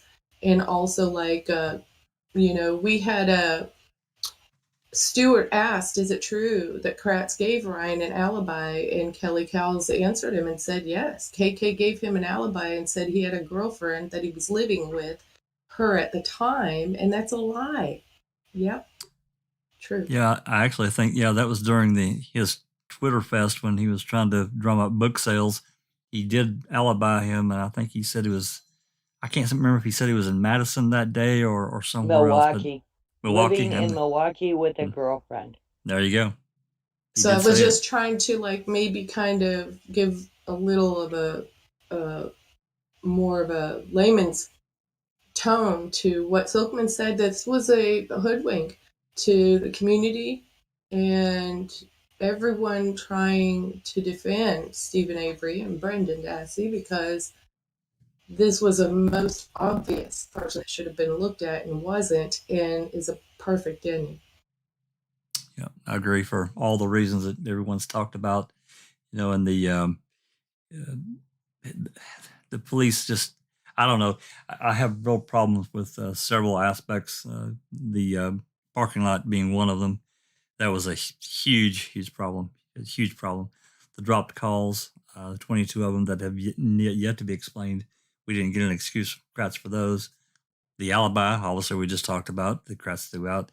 There are just so many issues that I have, all the way from the beginning, all the way through trial. To me, he perjured himself on the stand. That's my opinion. He perjured himself multiple times on the stand. I just have all, and people only lie for a reason. They're telling a falsehood to get, the monkey somewhere else away from them. And I have real issues with it. If he didn't do anything wrong, why lie? If there's something else that went on, why lie? So I have real issues.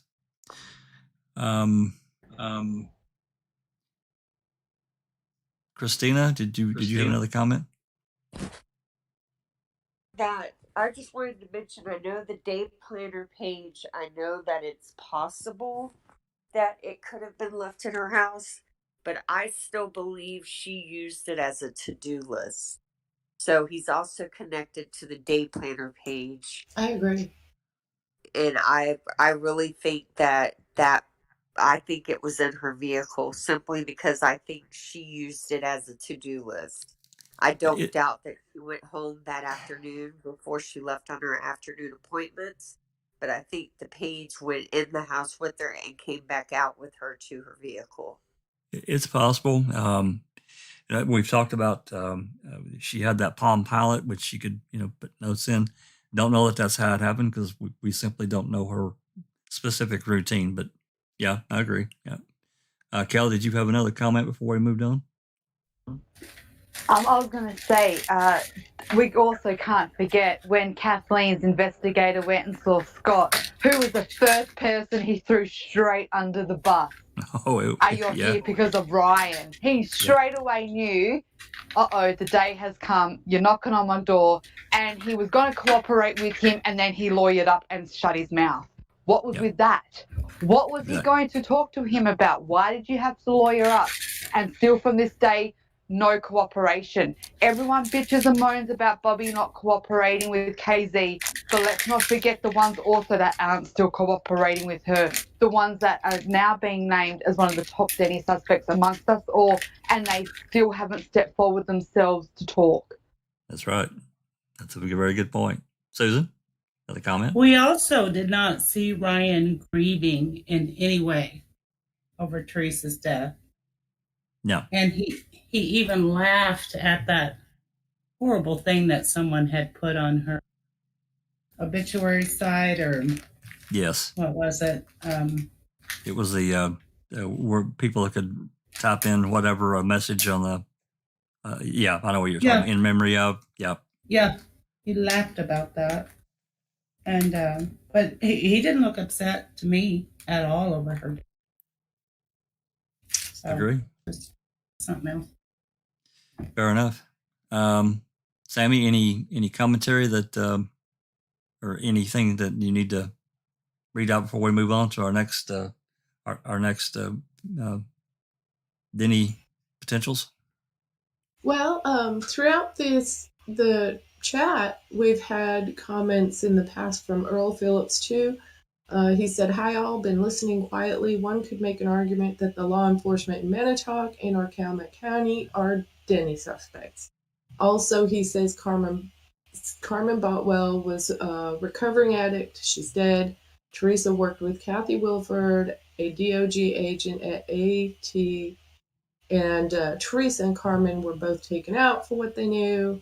And two reasons why LE didn't investigate properly. Number one, they were involved. Number two, $36 million.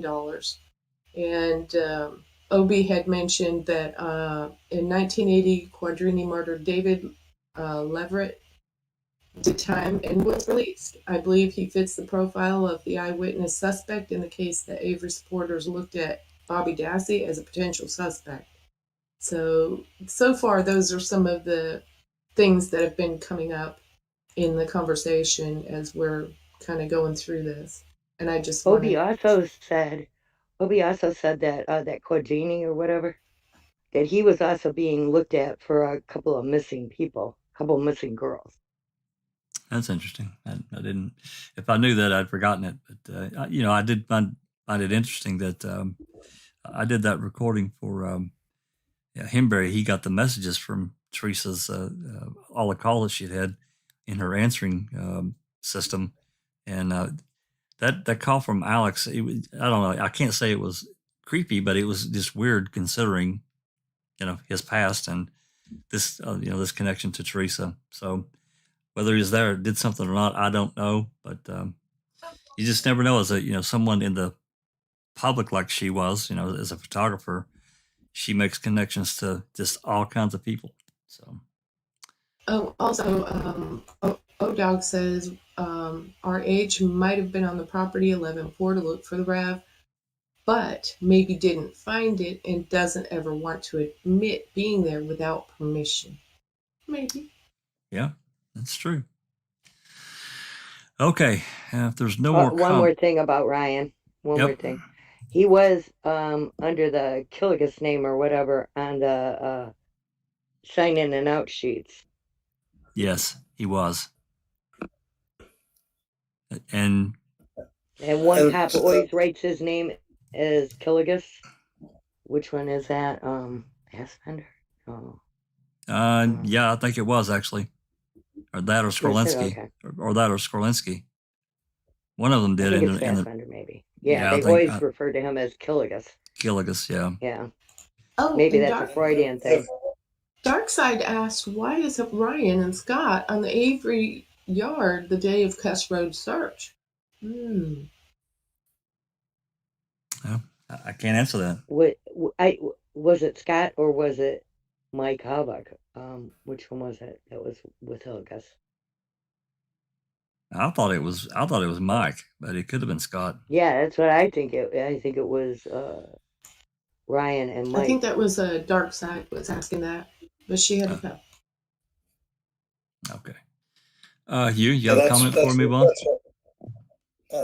I just wanted to say I haven't heard mention of Mike in the context of Ryan, and I think that is interesting as well. Well, yeah, Mike Halbach did make a reference to comments about the grieving process taking days or even weeks, which in itself, I can't say the exact context that maybe was running through his mind. And thought it would be a real mess if they did find Teresa. Yeah, that it was a really strange comment. I don't want to take, because you can capture a snapshot in time of somebody saying a passage and it looks terrible, but the reality may be something completely different. So, but just from what we see of the context of what he said, it just came across really strange. I don't want to put too much into it, but it just came out strange to me. Okay, so I saved our two newest from the affidavit to last, and I'm going to start at the bottom and ask this question. Bobby Dassey, the unidentified person in Thomas Kowinski's affidavit. Sammy.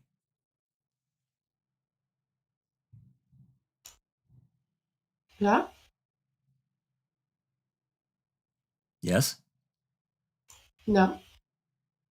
No? I'm not, I can't hear you. I'm sorry. I don't have anything. Oh, okay. All right. Fair enough. Dr. Silkman. Did you mention Bobby Dassey? I did. Yeah, Bobby Dassey and the unidentified person. Well, I can't give them a name because we don't know who they are. But yeah. I know. I know we're speculating here, but yes, if the observation by Tom Sawinski is indeed corroborated and verified, unfortunately, I'd put Bobby Dassey as my number one Denny suspect, because in actual fact, he now suffices all the Denny requirements in one hit. And when you think about it, both Bobby Dassey and Stephen Avery were the only two people, as far as I'm aware, on the salvage yard that saw Teresa drive in, park her vehicle, get out and take photographs. Both Bobby Dassey and Stephen Avery admitted to seeing Teresa Halbach. So that meant that both of them knew that Teresa Halbach was on the property. Secondly, we know that Bobby Dassey had left. Now, where the story, and that was confirmed by Stephen Avery, because when he went outside, he noticed that his blazer was gone. So therefore, according to Stephen, Stephen said that he saw Teresa Halbach leave the Avery salvage yard, but he didn't see Bobby actually leave. In terms of driving away, he only noticed his vehicle missing. So what is disturbing is that potentially you've got Bobby Dassey, Teresa Halbach, and also Scott Tadich, because Scott Tadich and Bobby Dassey had alibied each other. You've got Bobby Dassey, Scott Tadich, and Teresa Halbach potentially in the same area at the same time, right? And we know that's exactly where the story differed. Stephen said that he saw Teresa Halbach leave. Bobby Dassey said, no, I saw Teresa walking towards Stephen's property, and when I left to go goose hunting or bow hunting, he still saw the raffle on the property. That could simply mean that Bobby Dassey left before Teresa Halbach did. So that may not be a conflict, but that's where their stories divulge. Furthermore, we all know the mere fact that there was a violent pornography found on his computer, which was in his bedroom, and he denied the fact that it was on his bedroom.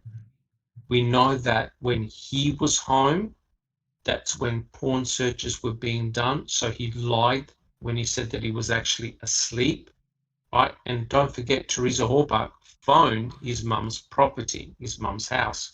So Bobby could well have listened to the phone conversation and known that she was coming. I mean, how coincidental that Bobby Dassey just happened to be looking out his kitchen window and he sees Teresa Halbach driving up. So we know about the computer, we know about the porn searches. Bobby Dassey was also the star witness against his own uncle, right? So Ken Kratz treated him as a star witness. Bobby Dassey also had scratches on his back, which he said came from his puppy. So someone who looked at him said they were more like fingernail scratch marks, which is very, very interesting. And of course, to round it all off, you had his brother who said that he saw Bobby Dassey driving a dark green vehicle. I think it was Blaine when he was on the bus. And finally, we've got what I believe closes the loop, and that is the observation of Thomas Sawinski, who actually named Bobby Dassey, right? So if you think about it, you've got Bobby Dassey seeing Teresa Halbach on October the 31st, and on the 5th, the morning of the 5th, the very day that Pam of God finds the victim's vehicle, you've got Bobby Dassey and another person with their hands on the victim's vehicle, pushing it towards the salvage yard or onto the salvage yard. That rings all bells for me. Unfortunately, I hope I'm wrong, but as a Denny suspect, he's number one with bells on. Very good. Thank you very much, Doug. Really good going through that each piece there. Appreciate that. Sean.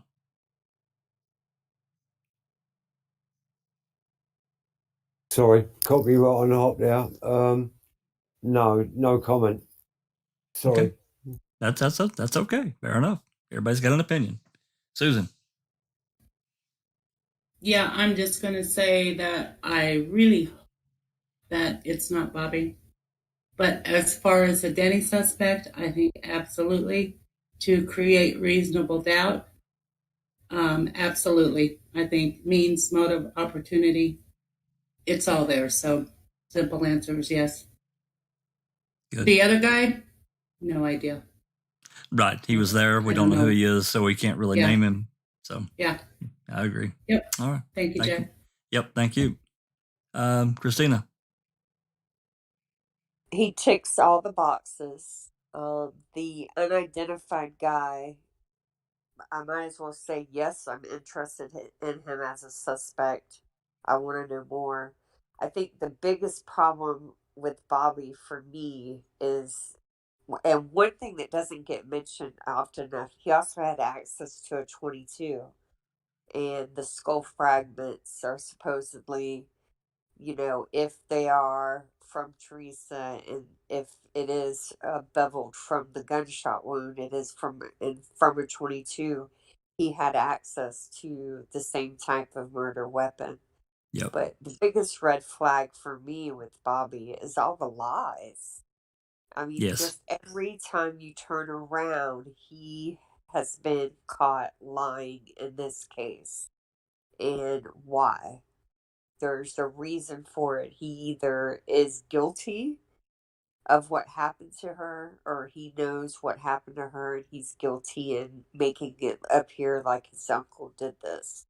And either way, he needs to answer questions regarding that. Yep, So I do. Okay. that's where I'm at with that. Thank you. Can I? Sorry, Jack. If I could just make one comment. Sure. Oh yeah. Bobby Dassey had a choice, and that is he could have said, "I saw nothing. I was asleep. I was in the shower." Bobby Dassey inserted himself into the narrative. Same with Ryan Hillegas. That's the only comment I want to make. It's interesting that Bobby decided to enter into the narrative. Yep, I agree. And both, people can agree or disagree. And I mean, no disrespect, but both of them lied. They both told inaccuracies. And we know that. We know that for a fact because no one else was there and someone was on the computer before he said he got up. But, he also could have been manipulated by law enforcement. Well, that's the other part of it, that we don't know. We can explore that a little bit when we get done, but that's true. So, okay, I'm gonna let Kel give her answers and explanations if she wishes. Oh dear God, you're probably about to lose viewers. I'm going to be honest straight up, okay? Okay, I'm going to be honest straight up. As a Denny suspect in a whole, like when you're looking at it face value, when you put all the elements together, absolutely, he makes one of the best Denny suspects you can have in this case. Yep. Absolutely. But the issues I have right now is misidentification. Misidentification in any case is huge. Just ask Stephen Avery when Penny accused him of being her attacker. Oh, it happens every day. We know that. It happens every day. We know that. So the issue I have with that, when I look at it like that and I hear Tom's affidavit and I've read it over and I've looked at it, he also has a lot of inconsistencies with his evolving story. When you begin at when he sent his first email that we can see in 2016 to 2020 to the 2021 affidavit, there is a lot of little changes that he also makes. And the biggest thing for me that I get a little bit concerned about, and it goes back to the misidentification part, in 2016, he does not say it was Bobby Dassey at all. He says it just wasn't Brendan Dassey. He then starts his 2020 email and it starts exactly like this. I have just finished watching Ma'am 2, and then he starts identifying it as Bobby Dassey. You had also had watched Ma'am 1 at that stage after writing the 2016 email, and you weren't identifying it as Bobby either. So I find that really, really interesting. Again, with Bobby right now, it's circumstantial with all, like I said, with all those elements, and you put them all into a pile and you get face value. He makes a great one because there is no forensic evidence that points to Bobby Dassey either. He had his DNA taken, he had his fingerprints. He was not found on the RAV or in the RAV at this point of time. He is not connected to anything to do with any forensic because, of course, we don't have much of Teresa to go by. But in all, it's circumstantial. I just want to make a comment about the scratches. Everyone always brings up about the scratches on his back. You can't play devil's advocate without bringing up that Brendan Dassey also had scratches on his nose. And when he was asked, where did you get those scratches on your face? He said, Bobby's puppy. Yeah, the You puppy. know, the puppy. So you can't sit there and cherry pick, oh, you know, Bobby had this and Bobby had that, but then ignore where it looks other people has used the same excuse, but it's okay for them. The porn, obviously, big red flag, but I did a 2-hour podcast on this myself. I am not confident you can narrow it down to Bobby Dassey, being that it was sole one. You have Cromley coming in with a statement saying that he took Blaine to go on the night of I think it was the night of the 4th, to go and get computer accessories. So Blaine is very much using that computer. He's buying things for it. You have Brennan and Bobby having fights over using their telephone because Brennan and Blaine are having fights over who's using the computer because someone wants to make a phone call and you can't make a phone call when someone's on the computer. And on top of that, everyone seems to always forget this. Brendan and Blaine had a really bad truancy record at this stage. Why do you think Stephen and Barb had that fight? He was saying, your kids are failing. They're going to be no hopers.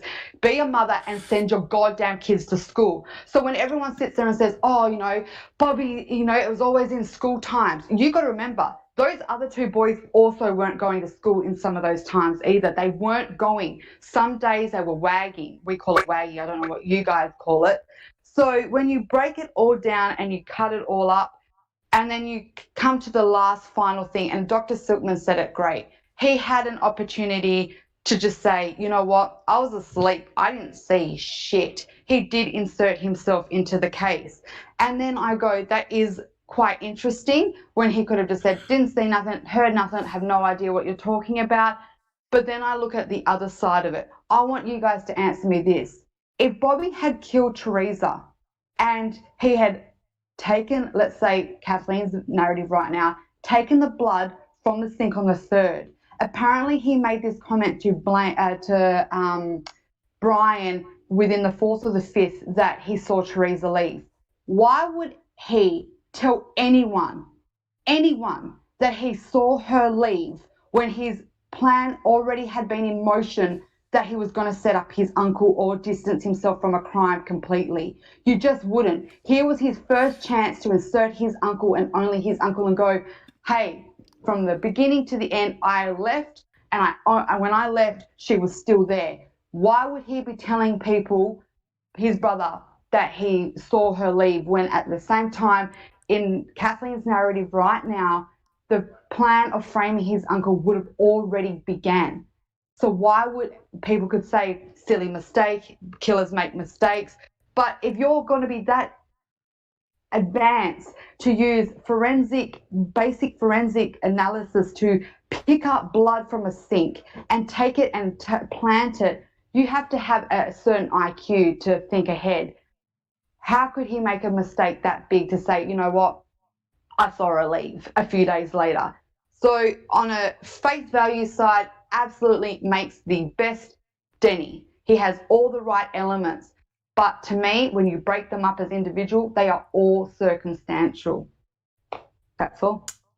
Thank you very much. And you made a good point there. And we have to abide by it whether we like it or not. We have to look at all of it. Otherwise, we're just hypocrites, right? If we don't look at all of everything. Yeah. Everything. Yeah. So I agree with you on that. There are issues with, Sawinski's statements. You and I've talked about it a little bit before. There are, and they have to be dealt with. If this guy is truthful, go ahead, Doc. The point I want to make, and I agree with what Kelly's saying. You're right. The issue is this case is extremely complex.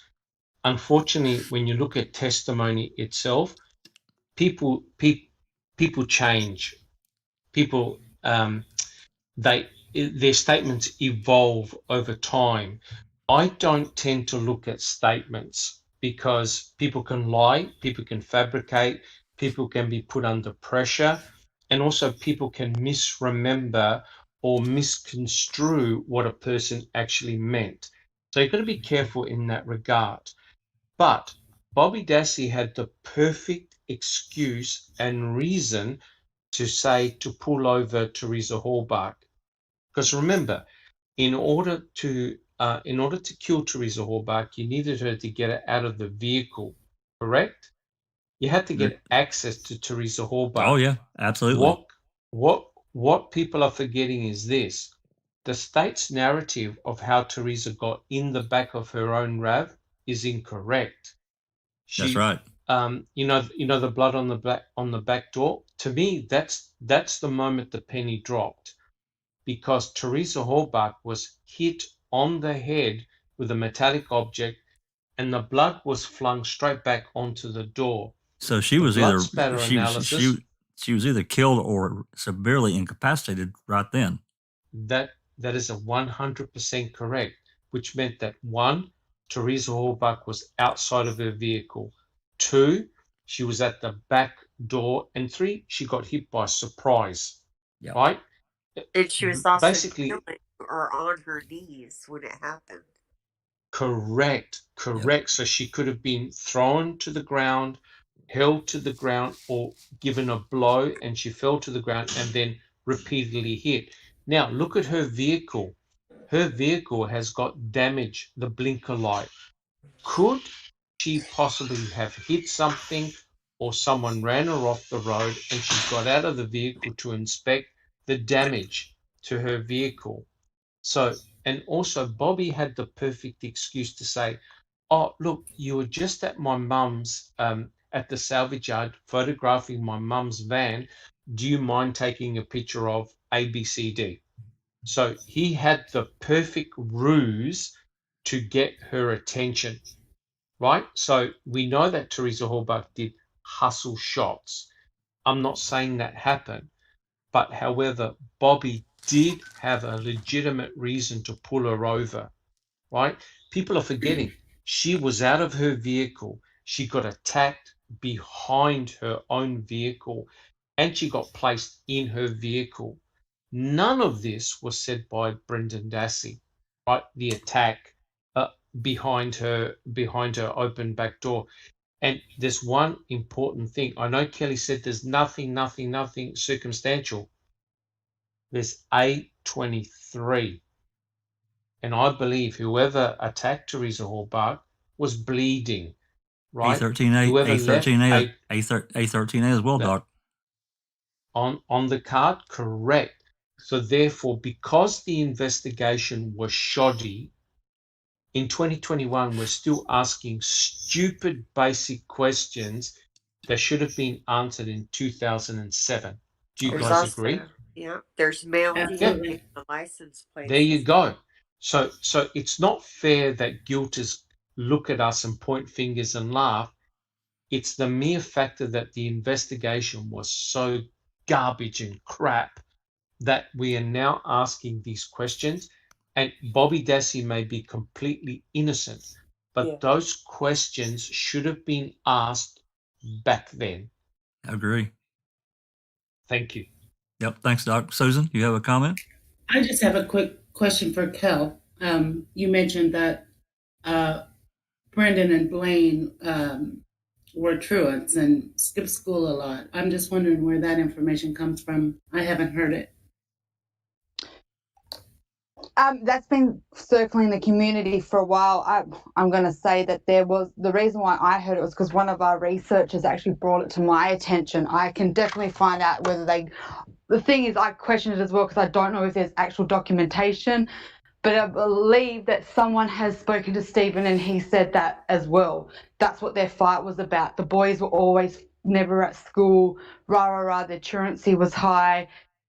I have not physically seen it, but there is a lot of talk that it has been confirmed. I physically haven't seen it. I was just relaying that if that's part of it, if that is true, that kind of fits into why, because Barb and Stephen had a fight on that Wednesday, and he has came forward and said, that's what our fight was about. I was saying to Barb, you need to get your shit together. Stop, be a mum and send your kids to school. They're failing because you're not being here. Nothing's going on. They're not going to school.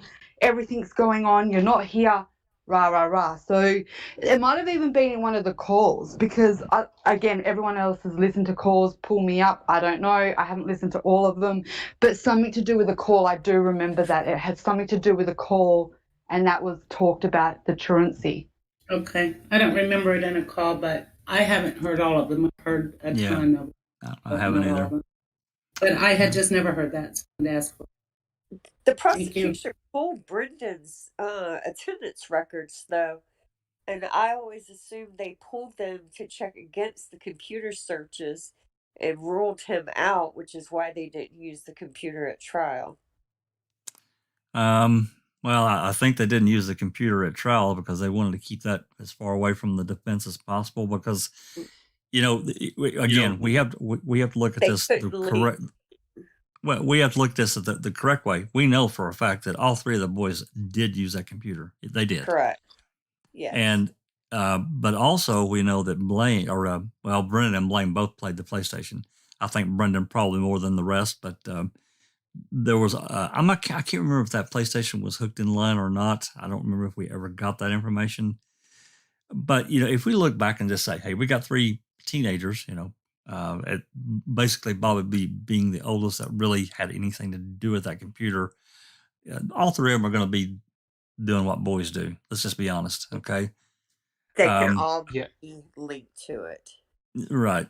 I was going to say the critical date is October the 31st. I agree with Kelly. It's quite likely that some of the boys may have played truancy and not going to school. But we're forgetting one important thing, and that is the bus driver.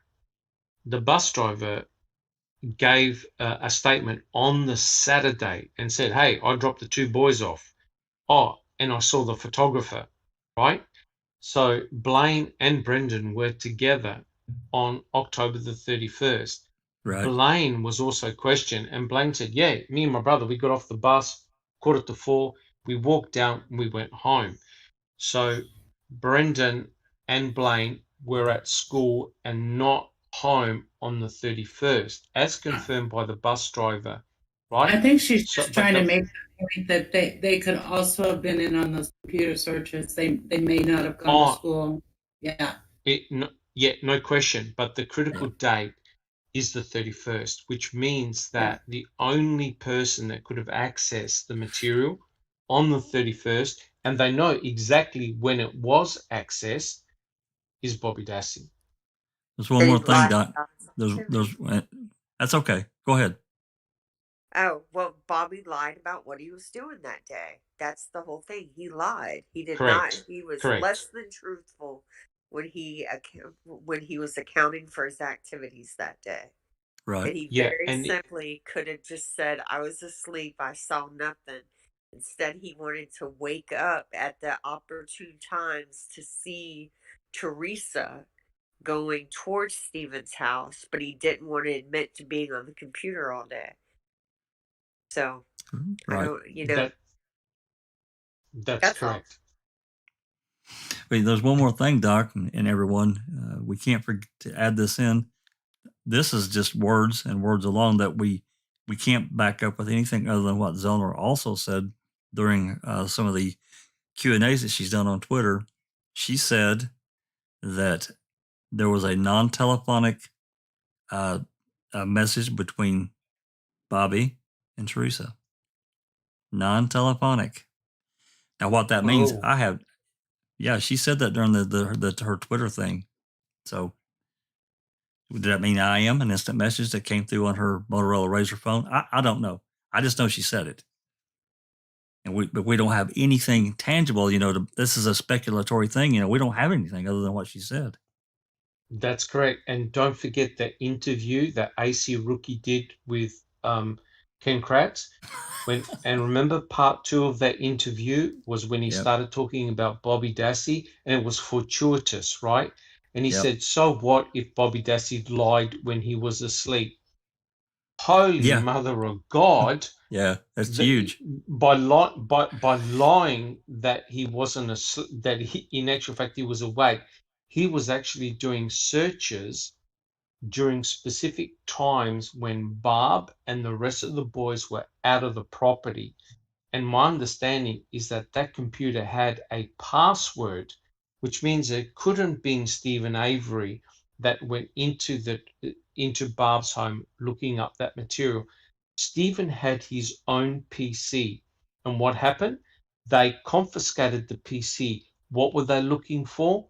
Pornography. That's Did right. they find anything on Stephen's computer? None. Few What pictures did of they find on few Bobby's? pictures of Jody. That's all they found. That's correct, but that's his own personal business, That's right. That's Yep. his own personal business. He's not doing these searches outside, looking up torture porn and everything like that. So what was present?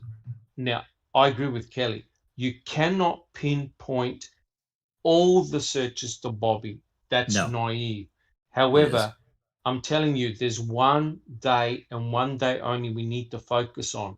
October the 31st. That's right. Because we know that he was by himself. He accessed the computer, I think, 4 or 5 times. They know exactly what he downloaded and what he was looking at. Now, the question is, why would Bobby lie to that? Because he knew that had that information been put up on the stand, it would have discredited the star witness of the state, right? That's right. And so you got Stephen Avery pointing his finger at Bobby and Bobby pointing his finger at his uncle. It's a terrible situation. It is a terrible situation. They may have said, "Hey, it's you or him. Make your pick." Correct. So, okay, let's move on. We got a pretty good sidetrack there. That was a great conversation. Thank you, everybody, that on that one. Jeff.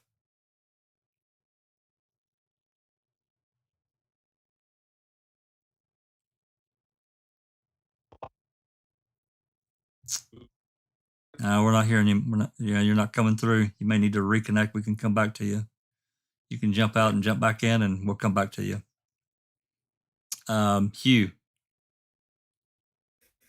Wow, what a great conversation.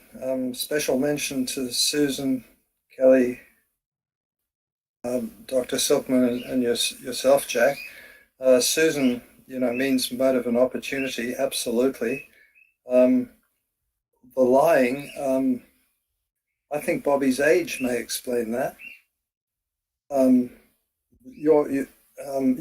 Dr. Silkman, from Go to Woke, great, and Jack, your mention of the how did you put it? Non-telephonic message. Non-telephonic message. I need to know more about that. I just thought I'd mention that about 11 hours ago, I put up a photo of Tom Sawinski with his arm around Bobby.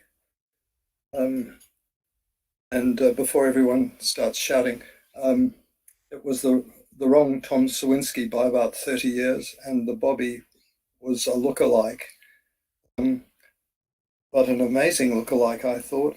And that brings me to the fact that from just a sort of small sample of people I've asked, about 50% of people think Bobby and Mike look very much alike.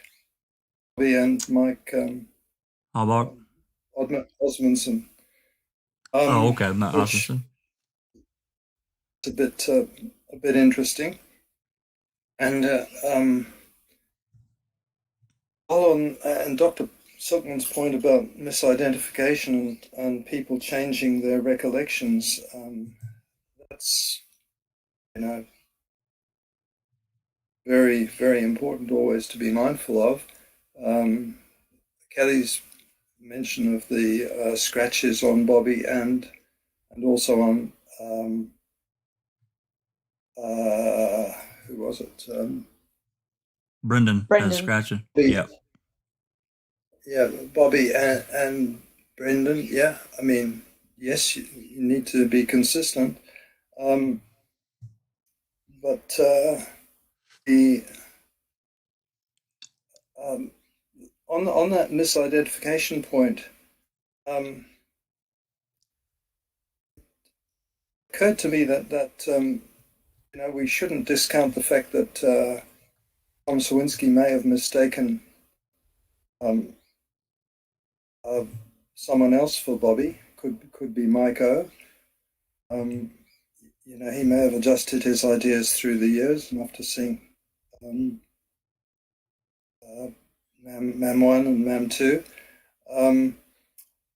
I had a wild thought about the bearded, older 6-foot guy, and I thought to myself, if with the reconstruction of memory, if you saw Chuck standing behind a car door with his very small height, you could kind of reconstruct that as a much taller guy crouching. Anyway, that's a wild card to throw into the mix. And I think everything else I could say has already been mentioned. So that's it from me. That's funny. You. I like that. Sorry about that. I kind of missed out on the last one. I do want to say, if I can, something about the scratches on Bobby Dassey.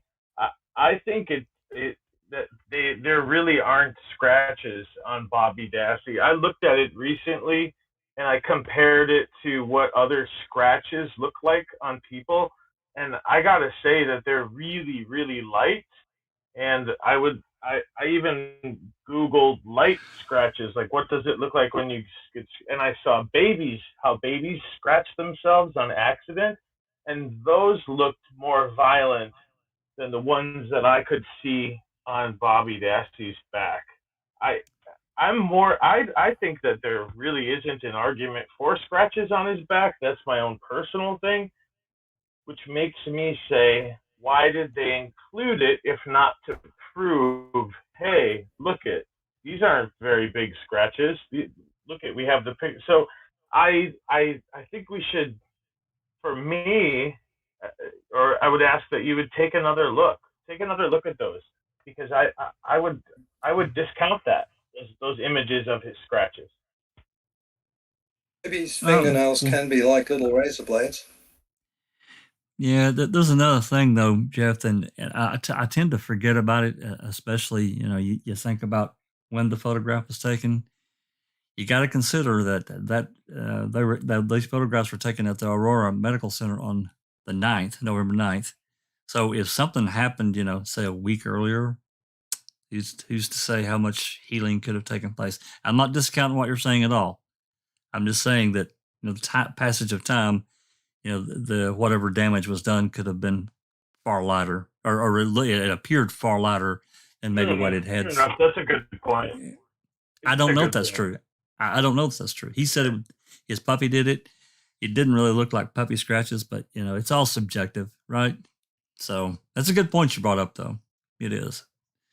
So, but as far as Denny suspect, Bobby, and obviously the unidentified persons with him, Denny, yes or no? Yes. Good. With okay. bells on. Yeah, I understand. Okay, let's move on up to Hugh. Did you have another comment before I move on to BB? Oh, I just I said that babies' fingernails can be like little razor blades. So really yeah, they can. Comparable. Yeah. Yeah. Okay. And the other thing is, yes, Bobby is definitely a Denny suspect, which I don't like saying because I find him quite likable. And as I sort of hinted, I don't regard lying as weird for an 18 or 19-year-old. Well, yeah, you're right. Young kid, scared. Cops got him pinned up, and there are all kinds of reasons for people to lie, and that pressure alone could lead one to, especially a young person that they can't stand up to the pressure. So I get that. Okay, BB. Jack, can I just clear something up that's in chat, like with BB? Go ahead. Absolutely. BB, you've met Chuck, right? Yes. Didn't you say he's just a tiny person? Oh my God, he's so skinny the wind could blow him over. I could How snap tall is him he? like he was a twig. Well, I stayed a fair distance away from him, but I do believe he was a little bit taller than me, and I'm like 5'5" ish. Okay. Okay. Yeah. So 5'6", 5'7". And he's so skinny. He's like Skeletor. What really struck me was his belt was cinched holding up his jeans, and his belt, it looked like a 7-year-old kid, definitely a 10-year-old kid could wear that belt. It was crazy small. Okay. It's many years later, but yeah. Yeah. Can I ask a quick question to clear something up? Sure. You said that Kathleen said that on a Twitter that Bobby, did she actually write Bobby had communicated with her? Because I don't believe Kathleen's ever used the word Bobby. Like she hasn't said it publicly. She's always said a family member. But did she actually write in a tweet, Bobby had connection? Or was it, I thought I read it as the killer had a connection, but she's never actually physically in the public said it's Bobby Dassey. In her briefs and all that, she lets you believe that's where she's going, but in the public she's never physically gone Bobby Dassey. She's very, very reserved in that. She's very professional, where she will say a family member, or she refers to the killer. In her motions she adds it, but not in the public eye. Can I get that confirmed? Did she actually say Bobby, or did she say killer? I believe it was the killer. Yeah, what I remember was that whoever was talking to her asked if Bobby wasn't, or if Bobby called her, and her reply, now this is non-committal, you're correct. Her reply, if I'm remembering this right, she said there was a non-telephonic contact or message. There was a non-telephonic message or communication, I should say. So that's the way I remember. In response to the voicemail that she left. Well, no. Well, no. The person that whoever had posed this question had asked if Bobby was involved, and her response was there was a non-telephonic communication. Now, that doesn't necessarily say she said Bobby did it or Bobby made this contact. You're correct, but there's the implication. Now, was she, piling on because of the, her belief in, or trying to prove this Denny aspect because, he was there when Teresa's there? I don't know. She may have been. I'll try to find it. Somebody's got those tweets, Kel. I'll try to find it. Okay. So I just wanted to confirm that because I remember seeing it myself, but I remember everything she said. She's always said the killer. She's never actually said Bobby. In her motions, yes, we're seeing a different pattern, but in the public eye, she's never actually stated Bobby Dassey. She's always been very careful and has used the killer and hasn't categorized him. So I just was curious if this was the one time she had and I missed it. That's all. I think it was more of as I recall, it was more of the implication without saying his name, but it was connected, prior to this, whoever this person was that had posed this question to her. But I'll try to find it and find the context so we can clear that up. I want to be clear as you do. I do. So anyway, BB. Okay, so if Bobby didn't have anything to do with this, I feel really sorry for him, his mother and everything, because he is Zellner's #1 Denny punching bag, and has been for quite some time. Oh, yeah. But as far as Denny goes, he's kind of the cream of the crop. Yeah. And whoever the bearded, whatever, unidentified person is, well, of course, if anything to do with this person's story is right about seeing them pushing the rab, well, then he'd have to be a Denny as well. Agree. Yep, I agree with you. So other than that, everybody's almost covered every single thing that I had in my mind between now and then. So I can't think of anything else to pile on, add to it, or anything else. Excellent. Okay. Thank you, BB. Alice? Yeah, everybody else has basically said what I was thinking with the evidence and Kathleen's motions and everything like that, yes, Bobby's the number one Denny. But then I think no, because I don't want it to be anybody in the family. I mean, a lot of us don't want it to be anybody in the family. Sure. But as we say, we've got to follow the evidence where it goes. And I'm afraid right now, and has been for a wee while, is that the evidence is pointing to Bobby. So yes, he is a Denny, in my opinion.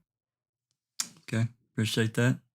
Appreciate everybody's lively conversation. I'm going to read this comment. I think Sammy's getting ready for work and doing some various things, so I'll read it. This is from Obi-Wan Benobi. Ramlo and Kanoki were Denny witnesses, suspects, nonetheless. Law enforcement purposefully ignored them for almost a year and confused them about dates and times they seen Teresa's RAV4, compromising their credibility. They were among the first to have witnessed seeing her vehicle.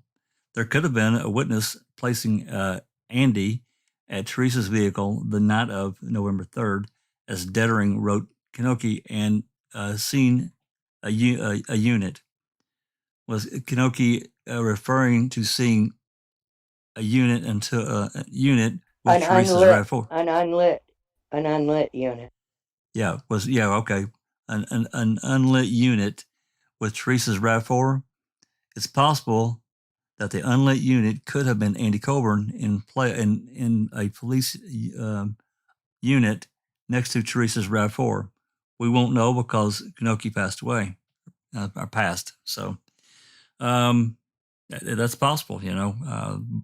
There's so much that I feel that like a lot of people, they manipulated these reports that we see. There's so much that is, at least the versions that we have public, have been left out. Things that were never made public. So I guess that's possible. Anyway, I'm very aware of the time. It's getting late for the East Coasters, and I'm sure it's probably pretty early for Doc and Kel and some of our friends from across the world. We're very quite late for Alice. I know it's probably, what is it now, getting on 3 a.m. for you, Alice? I know it's got to be getting late, so yeah, I'm not quarter to 3 in the morning. Yeah. Yeah, I'm not going to name any more. I mean, the rest of the ones, Earl, he's got problems. There are, a few others that we could throw into the mix here that we could talk about and vanish about. I'm not going to ask anyone else or about anyone else. Now, if someone has a comment they want to get out, pretty quickly, I'm okay with that. BB, you got a comment? I believe that Steve had originally, in his trial, 8 people. I'm not sure who all they were, but I'm believing there was 8 people that he had listed as Denny's, but he didn't have any motives for them. So. Oh, you talking about what Buting and String had put up to Willis? Yeah, okay. Yeah, I can't remember. It's been too long since we read through that passage. I think it was 8. That sounds about right. I knew it was around that number. So, any other comments or anything we want to make about this? Because this is really kind of a tender subject. Again, everything that we presented, this is speculation. This is opinion. We're just having a conversation. We're not accusing anyone, and no matter. There could even be a part 2 on this. Well, there could be, but there could be, because there's. What's that? And I was going to say, how about a part 2? Well, we could do a part 2 if everybody's game. We could continue this conversation next week in another open mic and talk about it a bit deeper and or a bit more. Some more. There are more out there that we didn't really talk about that much at all. So. And really, we have to remember that Denny is really all about reasonable doubt. Nailed it. That's correct. That's what it is. That's right. And if you're investigating properly, you're crossing these people off purposefully. That's the job of the prosecution, to build a very strong case. So you can go to court and say, yeah, she had an ex-boyfriend, and we looked into him. this is what we found. But there was none of that in so many instances. And I think if you're trying to build a case, you don't build it the way they did. And so I think it proves to the point that when done correctly, that's why you build a case like that. I guess that's the way I see it. I agree. You come into court.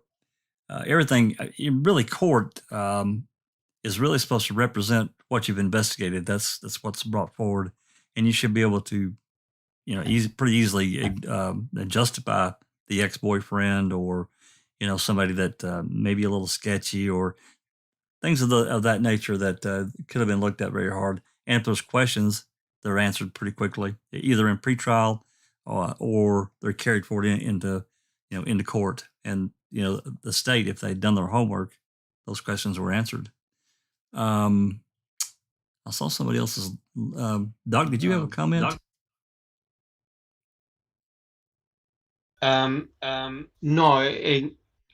The only thing I wanted to say was during the trial, the Denny suspects that Stephen Avery mentioned were Scott Tadich and Andreas Martinez, his brother Charles, Earl, Robert Fabian, Blaine, Bobby, and Brian.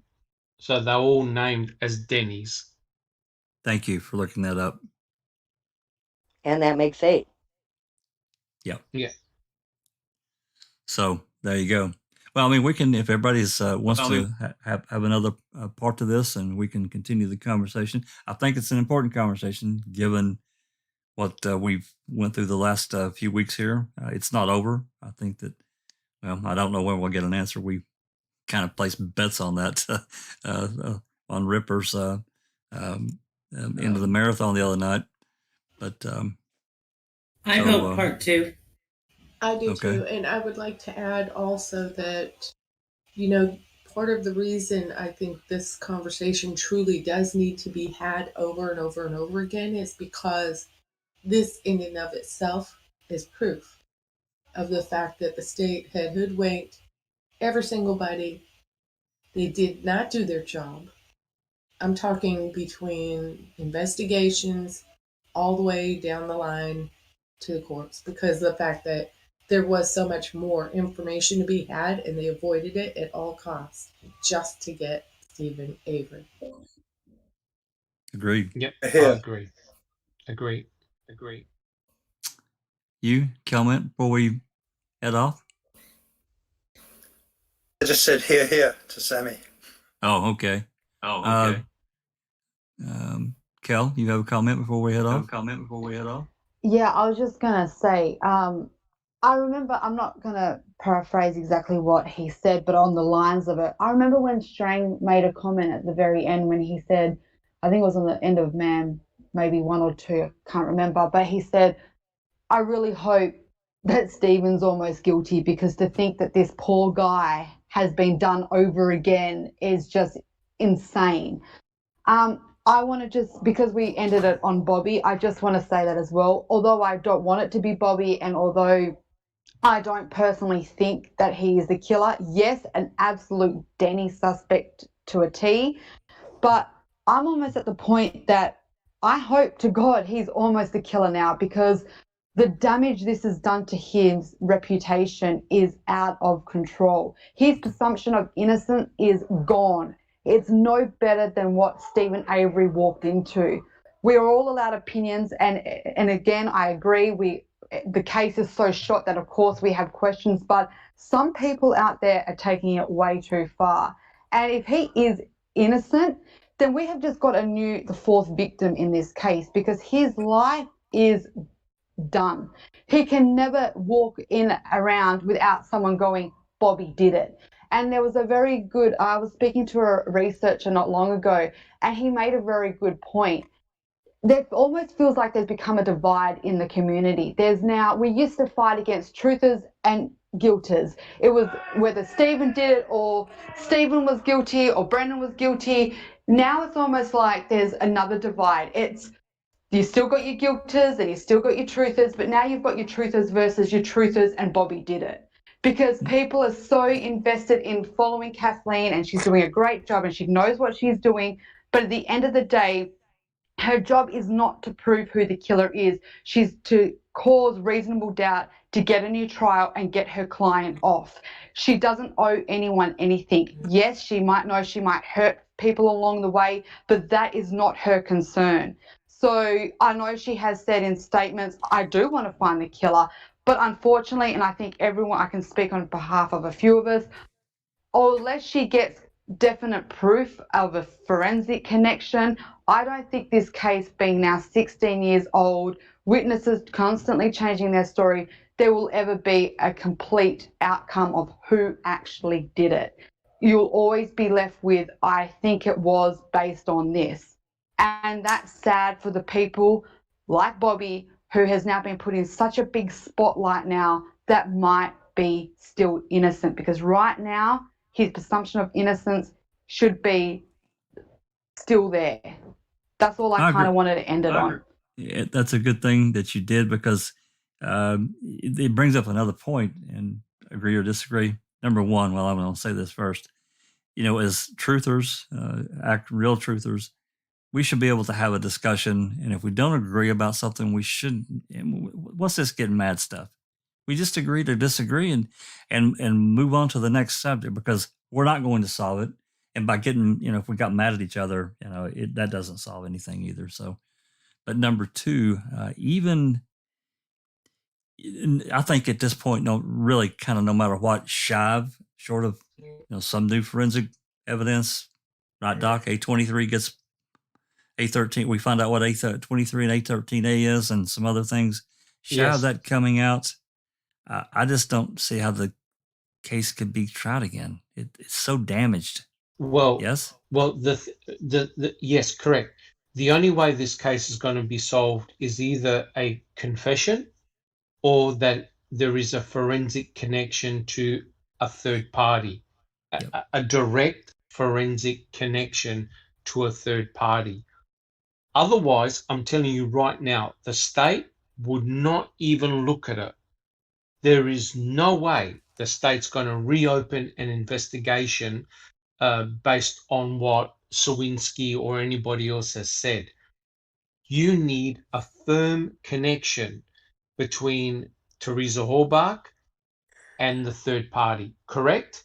I agree. You think about it. Stephen Avery's case was purely circumstantial, because we know if the state's case was so strong, they would have put Brendan on the stand, because Brendan was with his uncle Stephen.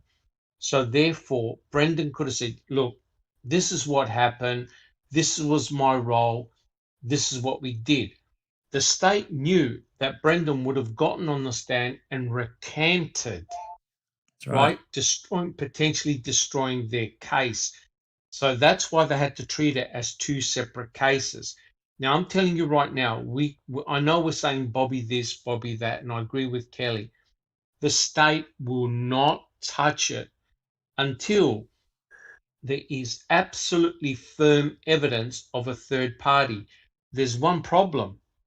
Do we still have the RAV? Do we still have the swabs? Look what the state did to the cremains. They gave them away.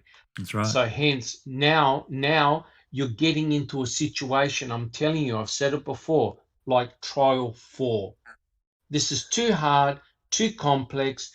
People's memories have changed so much. Stories are conflicting.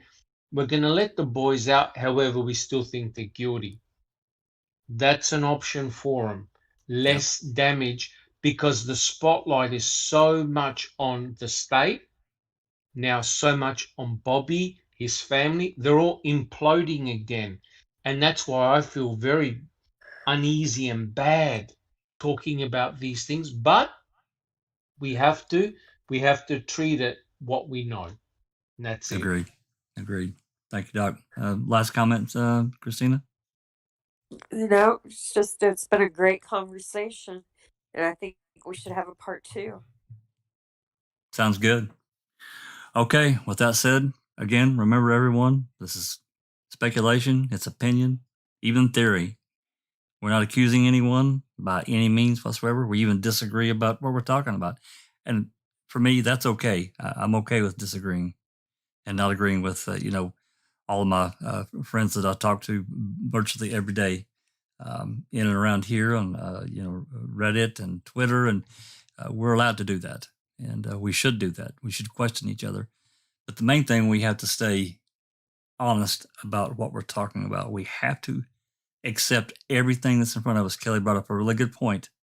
We have to accept everything. We can't just cherry pick these bits and pieces. So anyway, I'm going to stop and thank everyone for hanging in there. We've been at it, 2 hours and 45 minutes. So with that said, peace. This has been a Foul Play production. And we're done.